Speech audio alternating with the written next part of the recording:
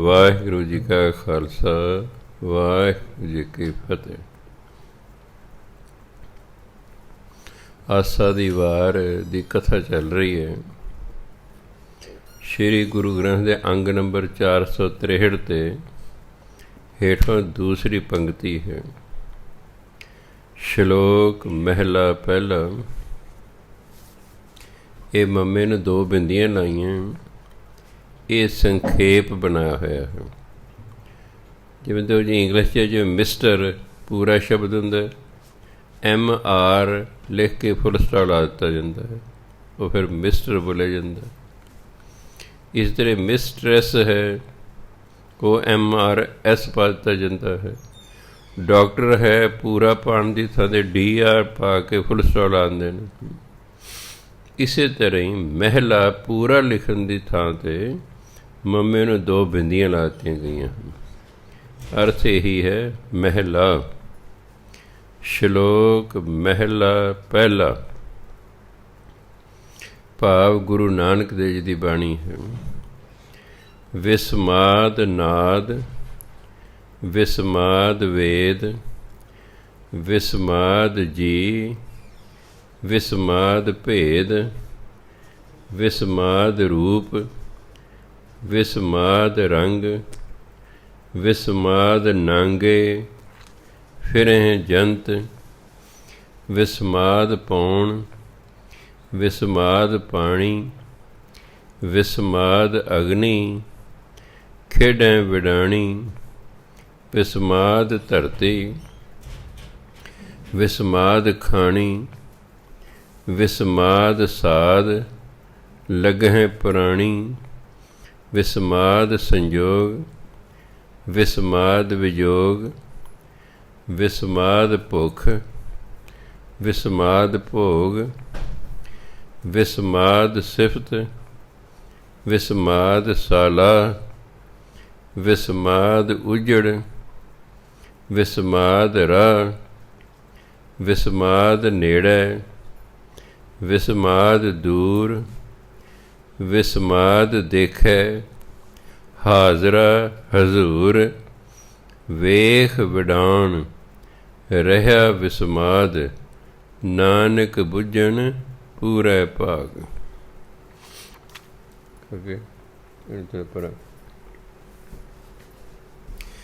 ਵਿਸਮਾਦ ਉਹ ਅਵਸਥਾ ਹੈ ਜਦੋਂ ਆਪਾਂ ਕਿਸੇ ਨੂੰ ਚੀਜ਼ ਨੂੰ ਵੇਖ ਕੇ ਇੱਕ ਤਾਂ ਬੜੇ ਹੈਰਾਨ ਹੋਈਏ, ਨਾਲ ਖੁਸ਼ ਵੀ ਹੋਈਏ।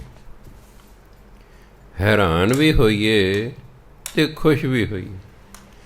ਮੰਨ ਲਓ ਕਿਸੇ ਬੰਦੇ ਨੇ ਪਹਿਲੀ ਵਾਰ ਪਹਾੜ ਵੇਖੇ, ਉਹ ਹੈਰਾਨ ਵੀ ਹੋਏਗਾ ਵੀ ਕਿੰਨੇ ਉੱਚੇ ਪਹਾੜ, ਅਤੇ ਖੁਸ਼ ਵੀ ਹੋਵੇਗਾ ਵੀ ਕਿੰਨੇ ਸੋਹਣੇ ਲੱਗਦੇ ਨੇ।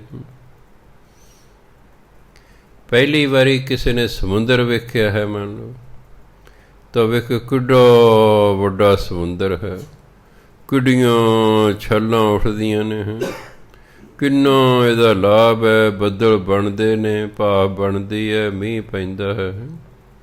ਉਹ ਵਿਸਮਾਦ 'ਚ ਆ ਜਾਏਗਾ ਬੰਦਾ। ਵਿਸਮਾਦ ਦਾ ਸ਼ਬਦੀ ਅਰਥ ਹੈ ਅਸਚਰਜ। ਸੋ ਬੰਦਾ ਕਈ ਚੀਜ਼ਾਂ ਨੂੰ ਵੇਖ ਕੇ ਬੜਾ ਹੈਰਾਨ ਹੁੰਦਾ ਹੈ, ਬੜਾ ਅਸਚਰਜ ਹੁੰਦਾ। ਅਸਚਰਜ ਚੀਜ਼ਾਂ ਹੁੰਦੀਆਂ ਨੇ। ਗੁਰੂ ਨਾਨਕ ਦੇਵ ਜੀ ਕਹਿੰਦੇ ਵਿਸਮਾਦ ਨਾਦ। ਨਾਦ ਸੰਗੀਤ ਨੂੰ ਕਹਿੰਦੇ ਨੇ। ਸੰਗੀਤ ਸੁਣ ਕੇ ਕਈ ਵਾਰੀ ਬੰਦਾ ਵਿਸਮਾਦ 'ਚ ਆ ਜਾਂਦਾ ਹੈ, ਉਹਨੂੰ ਆਲਾ ਦੁਆਲਾ ਹੀ ਭੁੱਲ ਜਾਂਦਾ ਹੈ, ਉਹਨੂੰ ਆਲਾ ਦੁਆਲਾ ਭੁੱਲ ਜਾਂਦਾ ਹੈ। ਕਈ ਵਾਰ ਉਹਨੂੰ ਇਹ ਵੀ ਭੁੱਲ ਜਾਂਦਾ ਉਹ ਕਿੱਥੇ ਬੈਠਾ ਹੈ। ਕਈ ਵਾਰੀ ਸੰਗੀਤ ਇੰਨਾ ਪਿਆਰਾ ਲੱਗਦਾ ਹੈ, ਵਿਸਮਾਦ 'ਚ ਆ ਜਾਂਦਾ ਬੰਦਾ। ਵਿਸਮਾਦ ਵੇਦ। ਵੇਦ ਦਾ ਸ਼ਬਦੀ ਅਰਥ ਹੈ ਗਿਆਨ।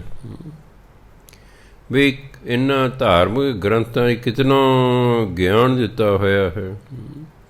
ਇਹ ਬੰਦਾ ਜਾਣ ਕੇ ਵਿਸਮਾਦ 'ਚ ਆ ਜਾਂਦਾ, ਅਸਚਰਜ ਹੋ ਜਾਂਦਾ। ਵਿਸਮਾਦ ਜੀ, ਵਿਸਮਾਦ ਭੇਦ। ਜੀ ਮੈਨੇ ਜੀਵ। ਹੁਣ ਦੇਖੋ 84 ਲੱਖ ਜੀਵ ਨੇ, 84 ਲੱਖ ਯੂਨੀਆਂ ਨੇ, 84 ਲੱਖ ਪ੍ਰਕਾਰ ਦੇ ਜੀਵ ਨੇ। ਵੀ ਇੰਨੇ, ਕੋਈ ਕਾਲਾ, ਕੋਈ ਗੋਰਾ, ਕੋਈ ਵੱਡਾ, ਕੋਈ ਛੋਟਾ, ਕੋਈ ਸੋਹਣਾ, ਕੋਈ ਘਸੋਣਾ, ਕੋਈ ਰੁੜਨ ਵਾਲਾ, ਕੋਈ ਉੱਡਣ ਵਾਲਾ, ਕੋਈ ਰੀਂਗਣ ਵਾਲਾ, ਕੋਈ ਤੁਰਨ ਵਾਲਾ। ਬੰਦਾ ਇਹ ਜੀਵਾਂ ਨੂੰ ਵੇਖ ਕੇ ਅਤੇ ਭੇਦ ਉਹਨਾਂ ਦੀ ਕਿਸਮਾਂ ਨੂੰ ਵੇਖ ਕੇ ਵਿਸਮਾਦ 'ਚ ਆ ਜਾਂਦਾ ਹੈ। ਵਿਸਮਾਦ ਰੂਪ, ਵਿਸਮਾਦ ਰੰਗ। ਕਈ ਰੂਪ ਨੇ, ਕਈ ਪ੍ਰਕਾਰ ਦੇ ਰੰਗ ਨੇ, ਕਈ ਸ਼ਕਲਾਂ ਨੇ, ਕਈ ਪ੍ਰਕਾਰ ਦੇ ਰੰਗ ਰੂਪ ਨੇ। ਇਹਨਾਂ ਨੂੰ ਵੇਖ ਕੇ ਬੰਦਾ ਵਿਸਮਾਦ 'ਚ ਆ ਜਾਂਦਾ ਹੈ, ਬੜਾ ਅਚਰਜ ਹੁੰਦਾ ਹੈ, ਕਿਉਂਕਿ ਰੰਗ ਬਿਰੰਗੀਆਂ ਚੀਜ਼ਾਂ ਵੇਖਦਾ ਹੈ। ਕੋਈ ਕਿਸੇ ਰੰਗ ਦੀ, ਕੋਈ ਕਿਸੇ ਰੰਗ ਦੀ, ਕੋਈ ਕਿਸੇ ਕਿਸਮ ਦੀ, ਕੋਈ ਕਿਹੋ ਜਿਹੀ ਹੈ। ਬੰਦਾ ਉਹਨੂੰ ਵੇਖ ਵੇਖ ਕੇ ਵਿਸਮਾਦ 'ਚ ਆ ਜਾਂਦਾ ਹੈ। ਕਈ ਵਾਰ ਆਪਾਂ ਕਿਸੇ ਬਾਗ 'ਚ ਚਲੇ ਜਾਂਦੇ ਹਾਂ। ਹੁਣ ਜੇ ਕਸ਼ਮੀਰ ਚਲੇ ਜਾਓ, ਉੱਥੇ ਸ਼ਾਲੀਮਾਰ ਬਾਗ ਹੈ, ਉਹਦੀਆਂ 7 ਮੰਜ਼ਿਲਾਂ ਨੇ। ਜੇ ਪਹਿਲਾਂ ਕਿਲ੍ਹਾ ਕਿਸ ਤਰ੍ਹਾਂ ਹੈ, ਫਿਰ ਥੋੜ੍ਹੀ ਉਚਾਈ ਛੱਡ ਕੇ ਫਿਰ ਅੱਗੇ ਬਾਗ ਹੈ, ਫਿਰ ਥੋੜ੍ਹੀ ਉਚਾਈ ਛੱਡ ਕੇ ਫਿਰ ਅੱਗੇ ਬਾਗ ਹੈ। ਜੇ ਕਦੇ ਪੰਜੌਰ ਜਾਵੋ, ਉੱਥੇ ਵੀ ਇਸੇ ਤਰ੍ਹਾਂ ਬਾਗ ਹੈ। ਪੰਜੌਰ ਵੀ ਇਸ ਤਰ੍ਹਾਂ ਹੀ, ਪਹਿਲਾਂ ਇਹ ਹੈ, ਫਿਰ ਥੋੜ੍ਹਾ ਉੱਚਾ ਛੱਡ, ਫਿਰ ਅੱਗੇ ਹੈ, ਫਿਰ ਉਦੋਂ ਉੱਚਾ ਹੈ, ਫਿਰ ਅੱਗੇ ਹੈ, ਫਿਰ ਉਦੋਂ ਉੱਚਾ ਹੈ, ਅੱਗੇ ਹੈ। ਉਹ ਬੰਦਾ ਵੇਖਦਾ ਰਹਿ ਜਾਂਦਾ, ਵੇਖਿਆ ਕਿੰਨਾ ਵਧੀਆ, ਕਿੰਨਾ ਸੋਹਣਾ ਲੱਗ ਰਿਹਾ ਹੈ। ਸੋ ਕਈ ਪ੍ਰਕਾਰ ਦੇ ਰੂਪ, ਕਈ ਪ੍ਰਕਾਰ ਦੇ ਰੰਗ ਨੇ, ਉਹਨਾਂ ਨੂੰ ਵੇਖ ਕੇ ਬੰਦਾ ਵਿਸਮਾਦ 'ਚ ਆ ਜਾਂਦਾ ਹੈ। ਵਿਸਮਾਦ ਨਾਂਗੇ ਫਿਰੈ ਜੰਤ। ਕਿੰਨੇ ਹੀ ਜੀਵ ਨੇ ਜਿਹੜੇ ਨੰਗੇ ਫਿਰਦੇ ਰਹਿੰਦੇ ਹਨ। ਆ ਪਸ਼ੂ ਤਾਂ ਸਾਰੇ ਹੀ ਨੰਗੇ ਹੁੰਦੇ ਨੇ। ਇਹ ਤਾਂ ਇੱਕ ਬੰਦਾ ਹੀ ਹੈ ਜਿਹਨੇ ਕੱਪੜੇ ਪਾਏ ਹੁੰਦੇ ਨੇ, ਬੰਦੇ ਨੇ, ਔਰਤ ਨੇ। ਬਾਕੀ ਜਿੰਨੇ ਵੀ ਜੀਵ ਨੇ ਸਾਰੇ ਹੀ ਨੰਗੇ ਹੁੰਦੇ ਨੇ। ਕਿਸੇ ਨੇ ਕੱਪੜੇ ਪਾਏ ਨੇ, ਕੋਈ ਨੰਗੇ।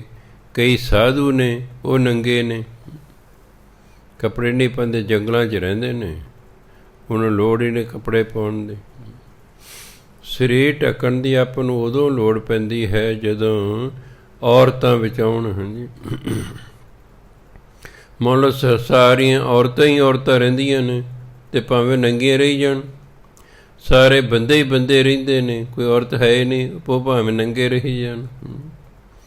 ਸੋ ਕਿੰਨੇ ਹੀ ਜੀਵ ਜੰਤੂ ਨੇ ਜਿਹੜੇ ਨੰਗੇ ਰਹਿੰਦੇ ਨੇ। ਬੰਦਾ ਵੇਖ ਕੇ ਅਚਰਜ ਹੋ ਜਾਂਦਾ ਹੈ। ਵਿਸਮਾਦ ਪਾਉਣ, ਵਿਸਮਾਦ ਪਾਣੀ।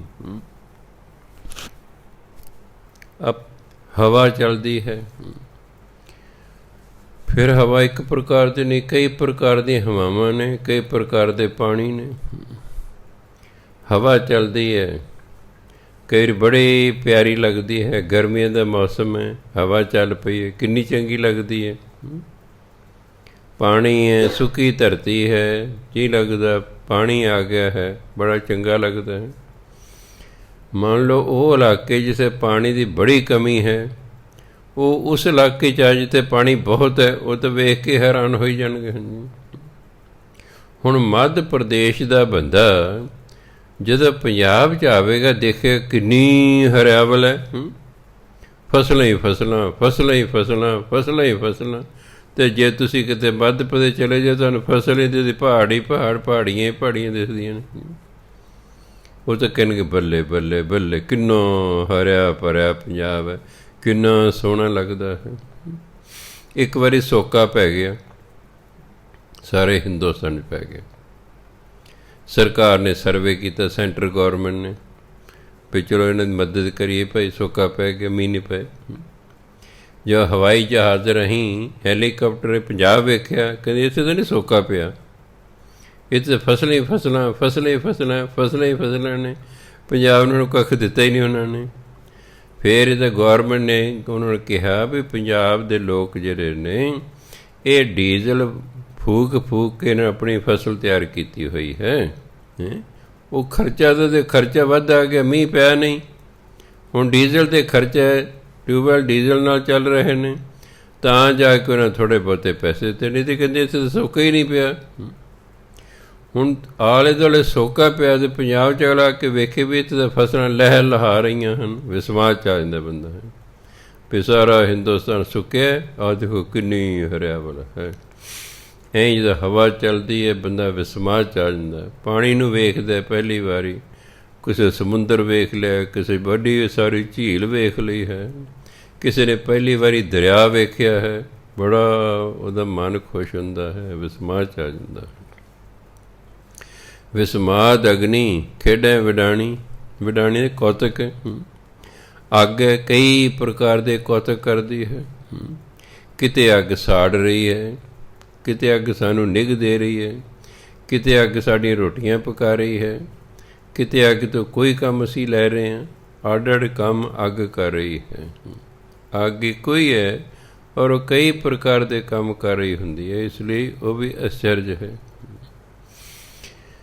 ਵਿਸਮਾਦ ਧਰਤੀ ਵਿਸਮਾਦ ਖਾਣੀ। ਫਿਰ ਧਰਤੀ ਇੱਕ ਅੱਧੀ ਨਹੀਂ, ਕਿੰਨੀਆਂ ਹੀ ਧਰਤੀਆਂ ਨੇ, ਲੱਖ ਆਕਾਸ਼ਾਂ ਆਕਾਸ਼, ਲੱਖ ਪਤਾਲਾਂ ਪਤਾਲ। ਧਰਤੀ ਹੈ, ਕਿਤੇ ਨੀਵੀਂ ਹੈ, ਕਿਤੇ ਉੱਚੀ ਹੈ, ਕਿਤੇ ਹਰੀ ਭਰੀ ਹੈ, ਕਿਤੇ ਸੁੱਕੀ ਹੈ, ਠੀਕ ਹੈ। ਕਈ ਪ੍ਰਕਾਰ ਦੀ ਧਰਤੀ ਵਿਖਾਈ, ਕਿਤੇ ਟਿੱਬੇ ਹੀ ਟਿੱਬੇ ਨੇ, ਰੇਤੇ ਹੀ ਰੇਤਾ ਹੈ। ਇਸ ਤਰ੍ਹਾਂ ਖਾਣੀਆਂ ਨੇ, 4 ਖਾਣੀਆਂ ਧਰਮ 'ਚ ਮੰਨੀਆਂ ਗਈਆਂ ਨੇ, ਅੰਡਜ, ਜੇਰਜ, ਸੇਤਜ, ਉਤਪਜ। ਖਾਣੀਆਂ ਨੂੰ ਵੇਖ ਕੇ ਵੀ ਦੇਖੋ ਕਿੰਨੇ ਜੀਵ ਨੇ ਜਿਹੜੇ ਆਂਡਿਆਂ ਤੋਂ ਪੈਦਾ ਹੁੰਦੇ ਨੇ, ਲੱਖਾਂ ਜੀਵ ਨੇ ਜਿਹੜੇ ਜ਼ੇਰ ਤੋਂ ਪੈਦਾ ਹੁੰਦੇ ਨੇ, ਜਿਵੇਂ ਪਸ਼ੂ ਹੋ ਗਏ, ਮਨੁੱਖ ਹੋ ਗਏ, ਇਹ ਜ਼ੇਰ ਤੋਂ ਪੈਦਾ ਹੁੰਦੇ ਨੇ। ਕਿੰਨੇ ਜੀਵ ਨੇ ਜਿਹੜੇ ਪਸੀਨੇ ਤੋਂ ਹੁੰਦੇ ਨੇ। ਆਹ ਜੂਆਂ ਜਿਹੜੀਆਂ ਨੇ ਸਿਰ 'ਚ ਪੈ ਜੇ, ਕਿ ਪਹਿਲਾਂ ਪੈਂਦੀਆਂ ਹੁੰਦੀਆਂ ਸੀ, ਸਿਰ ਸੁਰ ਘੱਟ ਧੋਣੇ, ਕੰਮ ਕਰਨਾ, ਪਸੀਨਾ ਆ ਜਾਣਾ, ਸਿਰ ਗਿੱਲਾ ਹੋ ਜਾਣਾ, ਜੂਆਂ ਪੈ ਜਾਣੀਆਂ। ਸਿੱਲ ਦੇ ਵਿੱਚੋਂ ਕਿੰਨੇ ਹੀ ਹੋਰ ਕੀਟਾਣੂ ਪੈਦਾ ਹੋ ਜਾਂਦੇ ਹਨ। ਆਹ ਤੁਸੀਂ ਦੇਖਿਆ ਕਰ, ਜਦ ਸਰਦੀਆਂ ਆਉਂਦੀਆਂ ਨੇ ਕਾਕਰੋਚ ਨਹੀਂ ਦਿਖਦੇ, ਆ ਗਰਮੀਆਂ ਦੀਆਂ ਕਾਕਰੋਚ ਹੁੰਦੇ ਨੇ। ਕਾਕਰੋਚ ਕੀ, ਮੱਖੀਆਂ ਕੀ ਆ, ਮੱਛਰ ਕੀ ਆ, ਕਿੰਨਾ ਕੁਝ ਚੱਲ ਪੈਂਦਾ। ਹੁਣ ਬੰਦਾ ਵੇਖਦਾ ਇਹ ਖਾਣੀਆਂ ਨੇ। ਇਸੇ ਤਰ੍ਹਾਂ ਹੀ ਧਰਤੀ ਵਿੱਚੋਂ ਚੀਜ਼ਾਂ ਨਿਕਲਦੀਆਂ, ਜਿੰਨੀ ਬਨਸਪਤੀ ਹੈ ਇਹ ਸਾਰੀ ਧਰਤੀ ਦੇ ਵਿੱਚ ਨਿਕਲਦੀ ਹੈ। ਖਾਣੀਆਂ ਨੂੰ ਵੇਖ ਕੇ ਬੰਦਾ ਹੈਰਾਨ ਹੁੰਦਾ, ਵਿਸਮਾਦ 'ਚ ਆ ਜਾਂਦਾ। ਧਰਤੀ ਦੇ ਕਿਸਮਾਂ ਵੇਖ ਕੇ ਬੰਦਾ ਵਿਸਮਾਦ 'ਚ ਆ ਜਾਂਦਾ ਹੈ। ਬਾਕੀ ਆਪਣੀ ਆਪਣੀ ਅਵਸਥਾ ਹੁੰਦੀ ਹੈ। ਇੱਕ ਬੰਦਾ ਨੰਗਲ ਸਰਵਿਸ ਕਰਕੇ ਆਇਆ ਸੀ, ਉਸ ਤੋਂ ਬਾਅਦ ਮੈਂ ਨੰਗਲ ਸਰਵਿਸ ਕਰਦਾ ਸੀ। ਇੱਕ ਵਾਰੀ ਦੋਨਾਂ ਦਾ ਮੇਲ ਹੋ ਗਿਆ। ਮੈਂ ਉਹਨੂੰ ਪੁੱਛਿਆ ਵੀ ਤੁਹਾਨੂੰ ਨੰਗਲ ਕਿਹੋ ਜਿਹਾ ਲੱਗਾ? ਕਹਿੰਦਾ ਉੱਥੇ ਕੀ ਹੈ, ਜਾਂ ਪਹਾੜ ਹੈ ਜਾਂ ਪਾਣੀ ਹੈ। ਭਾਵ ਉਹਨੂੰ ਚੰਗਾ ਨਹੀਂ ਲੱਗਾ। ਕਦੋਂ ਉੱਥੇ ਕੀ ਹੈ, ਜਾਂ ਪਹਾੜ ਹੈ ਜਾਂ ਪਾਣੀ ਹੈ, ਕਿਉਂਕਿ ਉੱਥੇ ਨਾਲ ਪਹਾੜ ਨੇ, ਨਾਲ ਸਤਲੁਜ ਦਰਿਆ ਹੈ। ਇਹ ਦੇਖਣ ਦੀ ਅੱਖ ਵੀ ਚਾਹੀਦੀ ਹੈ। ਕਿਸੇ ਪਹਾੜ ਕਿੰਨੇ ਚੰਗੇ ਲੱਗਦੇ ਨੇ, ਦੇਖੋ ਉੱਚੇ ਉੱਚੇ ਪਹਾੜ ਨੇ, ਨੀਲੇ ਨੇ, ਹੈ ਉੱਤੇ ਦਰਖਤ ਨੇ, ਕਿੰਨੇ ਸੋਹਣੇ ਲੱਗਦੇ ਨੇ, ਕੋਲੋਂ ਦਰਿਆ ਵਗਦਾ ਹੈ, ਕਿੰਨਾ ਵਧੀਆ ਲੱਗਦਾ। ਮੈਨੂੰ ਯਾਦ ਹੈ 7 ਜੂਨ ਨੂੰ ਸਾਡਾ ਵਿਆਹ ਹੋਇਆ। ਮੈਂ ਨੰਗਲ ਰਹਿੰਦਾ ਸੀ, ਮਿਸਿਸ ਪਟਿਆਲੇ ਰਹਿੰਦੇ ਸਨ। ਰਾਤ ਨੂੰ ਛੱਤ 'ਤੇ ਜਦੋਂ ਅਸੀਂ ਚੜ੍ਹੇ, ਸਾਡਾ ਜਿਹੜਾ ਘਰ ਸੀ ਸਤਲੁਜ ਦਰਿਆ ਦੇ ਕੰਢੇ 'ਤੇ ਸੀ। ਸਤਲੁਜ ਦਰਿਆ ਦੇ ਦੂਜੇ ਪਾਸੇ ਖਾਦ ਦਾ ਕਾਰਖਾਨਾ ਸੀ। ਏਸ਼ੀਆ ਦਾ ਬਹੁਤ ਵੱਡਾ ਖਾਦ ਦਾ ਕਾਰਖਾਨਾ ਸੀ। ਹੁਣ ਕਾਰਖਾਨੇ 'ਚ ਜਗਮਗ ਜਗਮਗ ਬਲਬ ਹੀ ਬਲਬ, ਬਲਬ ਹੀ ਬਲਬ, ਟਿਊਬਾਂ ਹੀ ਟਿਊਬਾਂ ਲੱਗੀਆਂ ਹੋਈਆਂ ਸਨ। ਕੋਲੋਂ ਦਰਿਆ ਵਗਦਾ ਸੀ, ਠੰਡੀ ਠੰਡੀ ਹਵਾ ਆਵੇ ਛੱਤ 'ਤੇ। ਮਿਸਿਸ ਕਹਿੰਦੇ ਆਹਾ ਕਿੰਨਾ ਵਧੀਆ ਨਜ਼ਾਰਾ ਹੈ। ਇੱਕ ਤਾਂ ਕਹਿ ਕਿੰਨਾ ਵਧੀਆ ਨਜ਼ਾਰਾ ਹੈ, ਇੱਕ ਕਹਿ ਰਹੇ ਲਓ ਉੱਥੇ ਕੀ ਹੈ, ਕਹਿੰਦੇ ਤੇ ਪੱਥਰ ਨੇ ਜਾਂ ਪਾਣੀ। ਸੋ ਵਿਸਮਾਦ 'ਚ ਆਉਣ ਲਈ ਵੀ ਅੰਦਰ ਵੀ ਕੋਈ ਗੱਲ ਹੋਣੀ ਚਾਹੀਦੀ ਹੈ। ਤਾਂ ਚੀਜ਼ਾਂ ਵੇਖ ਵੇਖ ਕੇ ਬੰਦਾ ਵਿਸਮਾਦ 'ਚ ਆ ਜਾਂਦਾ। ਵਿਸਮਾਦ ਸਾਧ ਲੱਗੇ ਪ੍ਰਾਣੀ। ਫਿਰ ਜਦ ਬੰਦਿਆਂ ਨੂੰ ਵੇਖਦਾ ਕੋਈ ਚੀਜ਼ ਖਾਣ ਦਾ ਸ਼ੌਕੀਨ ਹੈ, ਕੋਈ ਚੀਜ਼ ਖਾਣ ਦਾ ਸ਼ੌਕੀਨ ਹੈ, ਕੋਈ ਕਿਸੇ ਚੀਜ਼ ਨੂੰ ਪੀਣ ਦਾ ਸ਼ੌਕੀਨ ਹੈ, ਕੋਈ ਕਿਸੇ ਦਾ ਹੈ। ਦੇਖੋ ਅੱਡ ਅੱਡ ਨੇ ਕਿ ਨਹੀਂ, ਅੱਡ ਅੱਡ ਸ਼ੌਕ ਨੇ। ਹੁਣ ਮੰਨ ਲਓ 4 ਡੱਬੇ ਮਠਿਆਈ ਦੇ ਪਏ ਨੇ, ਤੁਹਾਨੂੰ ਕਹਿ ਦਿਓ ਵੀ ਜਿਹੜਾ ਪਸੰਦ ਹੈ ਖਾ ਲਓ। ਕੋਈ ਰਸਗੁੱਲੇ ਖਾਊਗਾ, ਕੋਈ ਬਰਫੀ ਖਾਏਗਾ, ਕੋਈ ਲੱਡੂ ਖਾਏਗਾ, ਕੋਈ ਕੁਛ ਖਾਏਗਾ, ਆਪਣੇ ਪਸੰਦ ਹੈ ਨਾ। ਐਂ ਮਨੁੱਖ ਅੱਡ ਅੱਡ ਸਵਾਦਾਂ 'ਚ ਲੱਗਾ ਹੋਇਆ ਹੈ। ਕਿੰਨੇ ਪ੍ਰਕਾਰ ਦੇ ਸਵਾਦ ਨੇ ਜਿਨ੍ਹਾਂ 'ਚ ਮਨੁੱਖ ਲੱਗੇ ਹੋਏ ਹਨ। ਫਿਰ ਵੇਖ ਕੇ ਬੰਦਾ ਹੈਰਾਨ ਹੁੰਦਾ ਹੈ ਵੀ ਦੇਖ ਕੇ ਇਹਨੂੰ ਆਹ ਪਸੰਦ ਹੈ, ਇਸ ਨੂੰ ਆਹ ਪਸੰਦ ਹੈ, ਇਸ ਨੂੰ ਆਹ ਪਸੰਦ ਹੈ। ਜਿਵੇਂ ਇੱਕ ਵਾਰੀ ਮੈਂ ਵਿਆਹ ਚਲਿਆ ਗਿਆ, ਰਿਸੈਪਸ਼ਨ 'ਤੇ ਡੋਂਗੇ ਭਰੇ ਹੋਏ ਨੇ ਰਸਗੁੱਲਿਆਂ ਦੇ, ਗੁਲਾਬ ਜਾਮਣਾਂ ਦੇ। ਸਵੇਰ ਦੀ ਚਾਹ ਪੀਣੀ ਸੀ। 2 ਮੁੰਡੇ ਆਏ, ਉਹਨੇ ਡੋਂਗੇ ਦੇ ਢੱਕਣ ਚੱਗੇ, ਵਿੱਚ ਦੇਖੇ ਰਸਗੁੱਲੇ ਨੇ। ਉਹ ਸਿੱਧਾ ਵਿੱਚੋਂ ਹੀ ਖਾਣ ਲੱਗ ਪਏ। ਮੈਂ ਦੱਸ, ਇਹਨਾਂ ਨੇ ਸਾਰਾ ਝੂਠੇ ਕਰਤੇ ਹੈ। ਮੇਰੇ ਦੇਖਦੇ ਤੇ ਸਾਰਾ ਹੀ ਡੋਂਗਾ ਖਾ ਗਏ, ਰਸਗੁੱਲਿਆਂ ਦਾ ਸਾਰਾ ਡੋਂਗਾ ਖਾ ਗਏ। ਅਗਲਾ ਵੇਖੋ ਜੀ ਗੁਲਾਬ ਜਾਮਣਾ ਸਨ, ਸਾਰਾ ਡੋਂਗਾ ਗੁਲਾਬ ਜਾਮਣਾ ਦਾ ਖਾ ਗਏ ਉਹ। ਫਿਰ ਵੇਖ ਕੇ ਬੰਦਾ ਹੈਰਾਨ ਨਹੀਂ ਹੁੰਦਾ ਵੀ ਕਮਾਲ ਹੈ ਯਾਰ, ਆਹ 2 ਮੁੰਡੇ ਨੇ ਸਾਰੇ ਇੱਕ ਡੋਂਗਾ ਖਾ ਗਏ ਹਨ। ਸੋ ਆਪਣੀ ਪਸੰਦ ਹੈ, ਕੋਈ ਪਕੌੜੇ ਖਾ ਰਿਹਾ, ਕੋਈ ਮਠਿਆਈ ਖਾ ਰਿਹਾ, ਕੋਈ ਬਰਫੀ ਖਾ ਰਿਹਾ, ਕੋਈ ਰਸਗੁੱਲੇ ਖਾ ਰਿਹਾ, ਕੋਈ ਕੁਛ ਖਾ ਰਿਹਾ। ਇਸ ਤਰ੍ਹਾਂ ਮਨੁੱਖ ਅੱਡ ਅੱਡ ਸਵਾਦਾਂ ਵਿੱਚ ਲੱਗਾ ਹੋਇਆ ਹੈ। ਕਿਸੇ ਨੂੰ ਮਿੱਠੀ ਚੀਜ਼ ਪਸੰਦ ਹੈ, ਕਿਸੇ ਨੂੰ ਨਮਕੀਨ ਪਸੰਦ ਹੁੰਦੀ ਹੈ, ਕਿਸੇ ਨੂੰ ਸਬਜ਼ੀ ਪਸੰਦ ਹੈ, ਕਿਸੇ ਨੂੰ ਦਾਲ ਪਸੰਦ ਹੈ। ਫਿਰ ਸਬਜ਼ੀਆਂ 'ਚ ਵੀ ਕਿਸੇ ਨੂੰ ਕੋਈ ਪਸੰਦ ਹੈ, ਕਿਸੇ ਨੂੰ ਕੋਈ ਪਸੰਦ ਹੈ। ਦਾਲਾਂ 'ਚ ਕਿਸੇ ਨੂੰ ਕੋਈ ਪਸੰਦ ਹੈ, ਕਿਸੇ ਨੂੰ ਕੋਈ ਪਸੰਦ ਹੈ। ਇਸ ਪ੍ਰਕਾਰ ਮਨੁੱਖ ਅੱਡ ਅੱਡ ਸਵਾਦਾਂ 'ਚ ਲੱਗੇ ਹੋਏ ਹਨ। ਇਹ ਵੇਖ ਕੇ ਬੰਦੇ ਨੂੰ ਅਚਰਜਤਾ ਹੁੰਦੀ ਹੈ। ਵਿਸਮਾਦ ਸੰਜੋਗ, ਵਿਸਮਾਦ ਵਿਜੋਗ। ਸੰਜੋਗ ਹੁੰਦਾ ਮੇਲ, ਵਿਜੋਗ ਹੁੰਦਾ ਵਿਛੋੜਾ।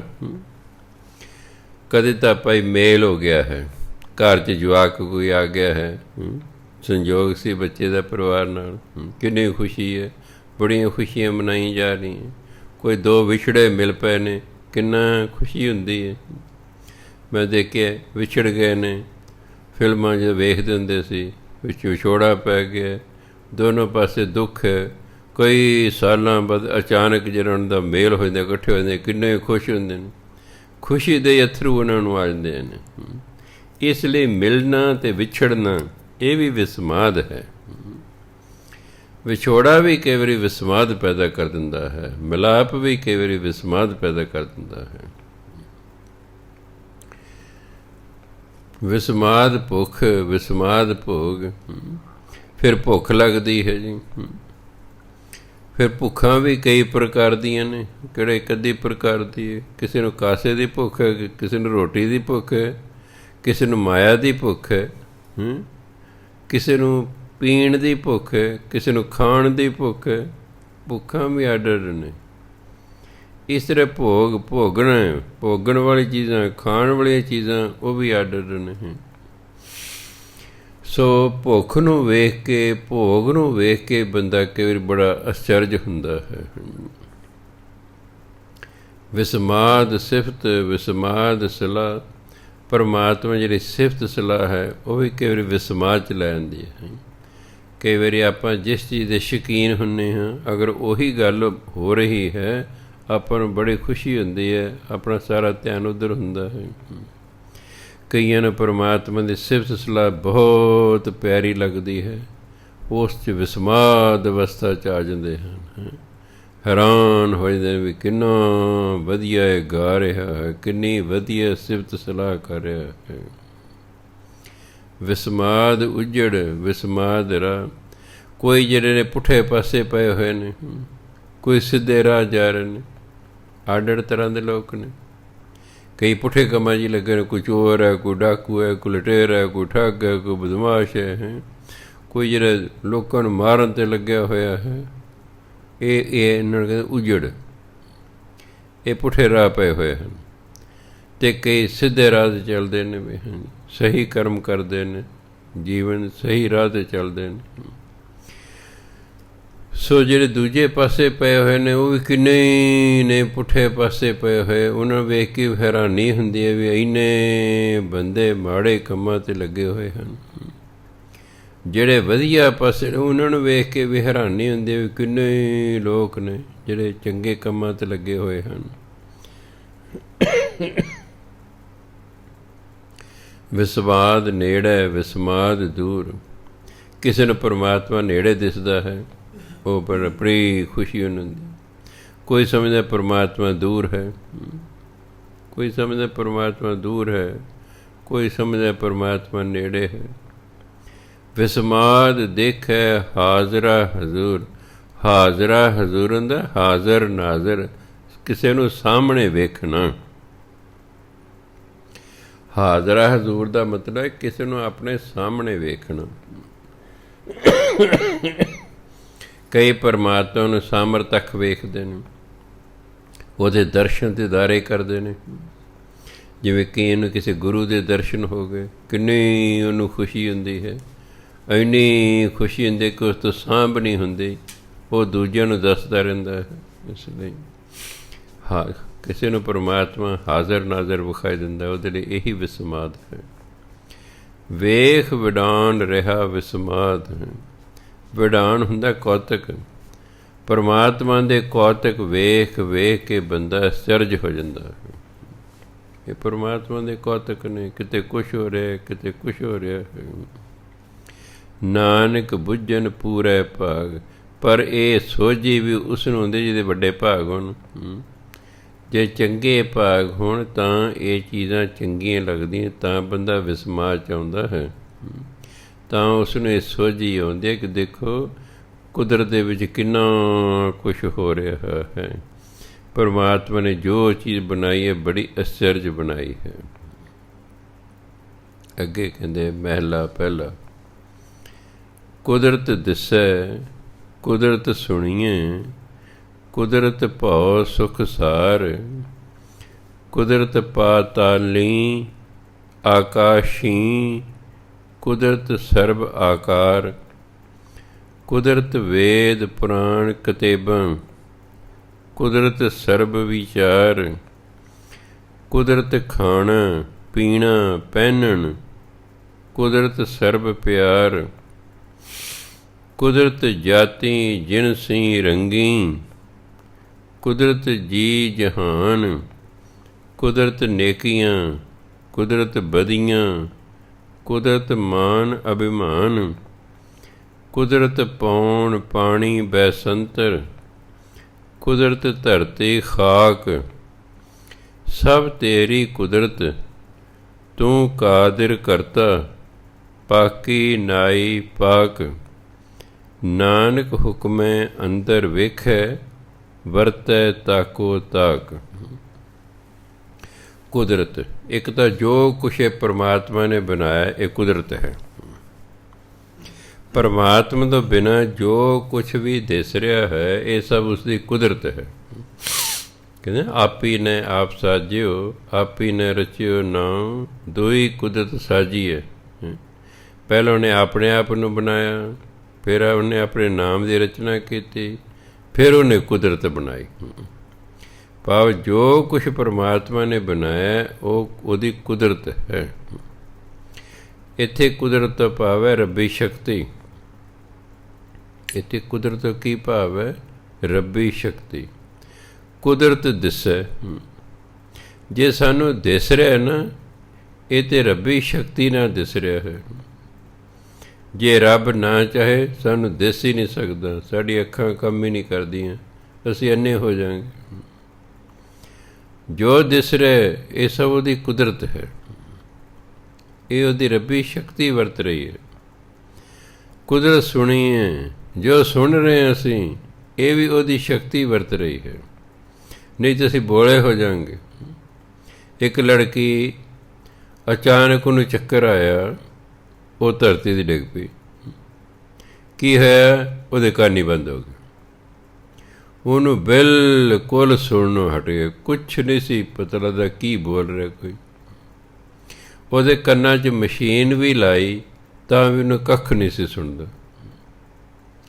17 ਲੱਖ ਰੁਪਈਆ ਲਾ ਕੇ ਦਿੱਲੀ ਤੋਂ ਉਹਦਾ ਫਿਰ ਆਪਰੇਸ਼ਨ ਹੋਇਆ। ਦੇਖੋ, ਕੰਨ ਹੀ ਬੰਦ ਹੋ ਗਏ, ਅਚਾਨਕ ਸੁਣਨਾ ਹੀ ਬੰਦ ਹੋ ਗਿਆ।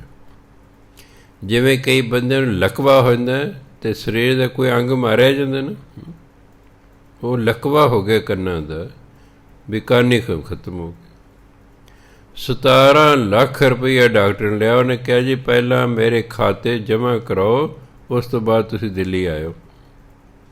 2 ਨਹੀਂ ਆਉਣੇ, ਇੱਕ ਮਰੀਜ਼ ਨੇ ਆਉਣੇ, ਇੱਕ ਉਹਦੇ ਨਾਲ ਅਟੈਂਡੈਂਟ ਨੇ ਆਉਣੇ। 5 ਦਿਨ ਉਹਨਾਂ ਨੇ ਇੱਥੇ ਹਸਪਤਾਲ 'ਚ ਰਹਿਣਾ ਪੈਣਾ, ਬਾਹਰ ਨਹੀਂ ਜਾ ਸਕਦੇ ਕਿ ਕਰੋਨਾ ਫੈਲਿਆ ਹੋਇਆ ਹੈ। 17 ਲੱਖ ਪਹਿਲਾਂ ਡਾਕਟਰ ਦੇ ਅਕਾਊਂਟ 'ਚ ਜਮ੍ਹਾਂ ਕਰਾਇਆ, ਫਿਰ ਉਹਦਾ ਟੈਲੀਫੋਨ ਆਇਆ ਵੀ ਹਾਂ ਕੱਲ੍ਹ ਨੂੰ ਤੁਸੀਂ ਆ ਸਕਦੇ ਹੋ।